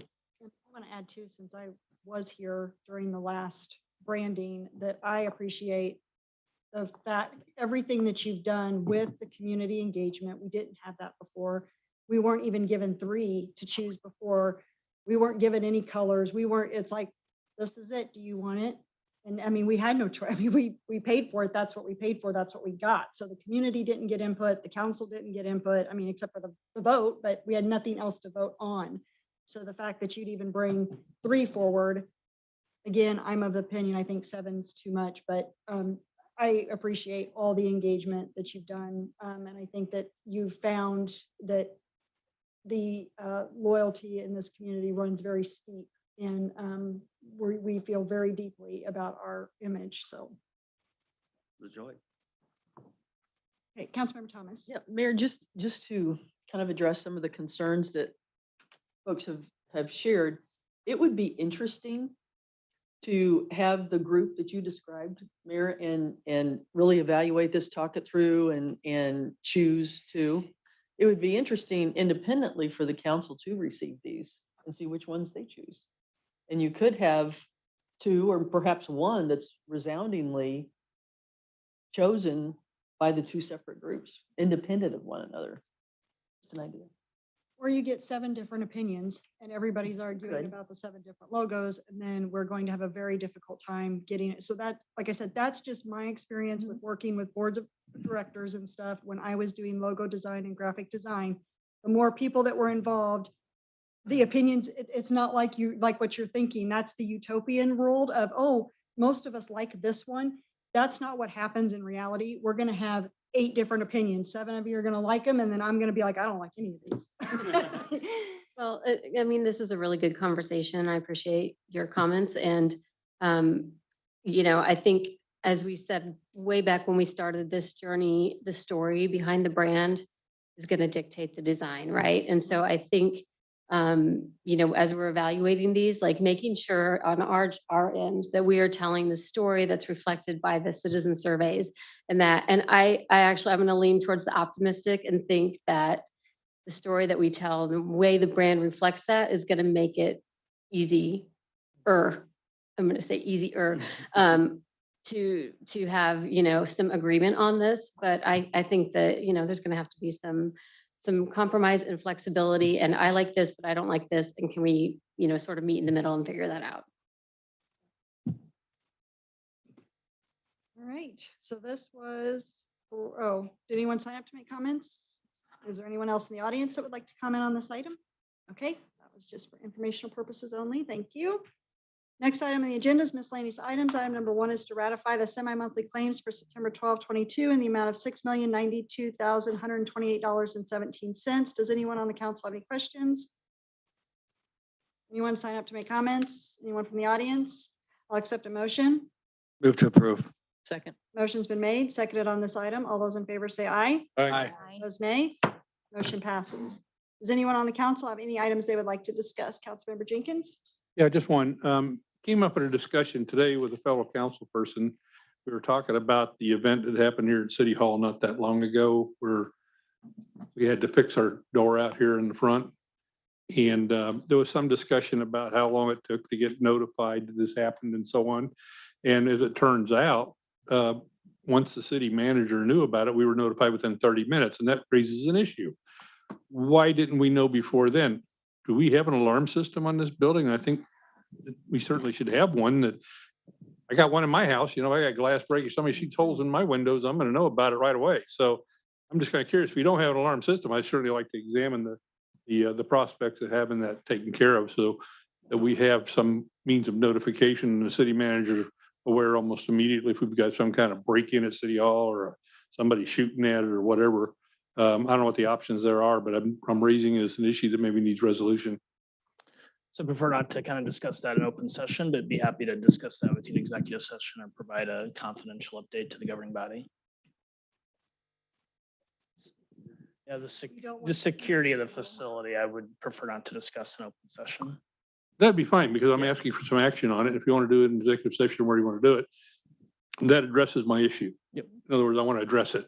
So if that's the way we're going to address it, pick your poison. I don't care how we address it, but I want to pin it down and get everybody on board with it. Thanks. Don't want to give bad people our secrets. Any other, yeah. Any other council items? Okay. Before we adjourn, I'll remind everyone of some upcoming events. Farmers Market, it continues every Saturday from 7 to noon in City Hall parking lot, run through October. Thursday, September 15th, Moonlight Market is back. Event will be held in City Hall parking lot from 4 to 8. This month's theme is Oktoberfest. Come enjoy our beer garden while shopping our local vendors. Saturday, September 17th, 9 to 4, Friends of Shawneetown Arts and Crafts Fair Fall Festival held at Shawneetown 1929. Shop over 140 vendor booths filled with handmade goods, free kid activities, food vendors, raffle and more. $1 donation get you in the gates. Also on Saturday, September 17th from 10 to 2, Turnout Shawnee, a community safety fair will be held at Fire Station 71 at 6501 Quivira Road. Bring your friends and family out to meet the firefighters, police officers, public works, parks and rec employees, and other city staff. Check out their cool vehicles, have a free hot dog, get your face painted. Join the Shawnee Police and Fire Departments on Sunday, September 18th at the Heroes Pool that raises money for Special Olympics. Weigh-ins are at 1 p.m. Event starts at 2. On Wednesday, September 21st, our last Jammin' on the Green event will be held at Shawneetown 1929 from 7 to 9:30. Hot Club KC and their repertoire of 1920s music will self-described as acoustic jazz musicians. Bottled water, popsicles provided. Admission is free. Guests are encouraged to bring their own chairs. 27th annual Shawnee Great Growlers event will take place all day September 23rd, September 24th at Shawneetown 1929. Public is invited to take sights and smells of this annual tradition on Friday, September 23rd, 6 to 10. You can find a full rundown of all of on the Great Growlers website, ShawneeGreatGrowlers.com. I know our community loves our events. I look forward to seeing you all there. I know our car show was another big hit this year. Thank you so much for Royal. If there's no other items, I'll accept a motion to adjourn. Move to adjourn. Second. Motion's been made, seconded to adjourn. All those in favor say aye. Aye. Opposed, nay. Motion passes. We are adjourned. Thank you. Council committee meeting will convene at 9. Is it 9 minutes, 8, 9 minutes?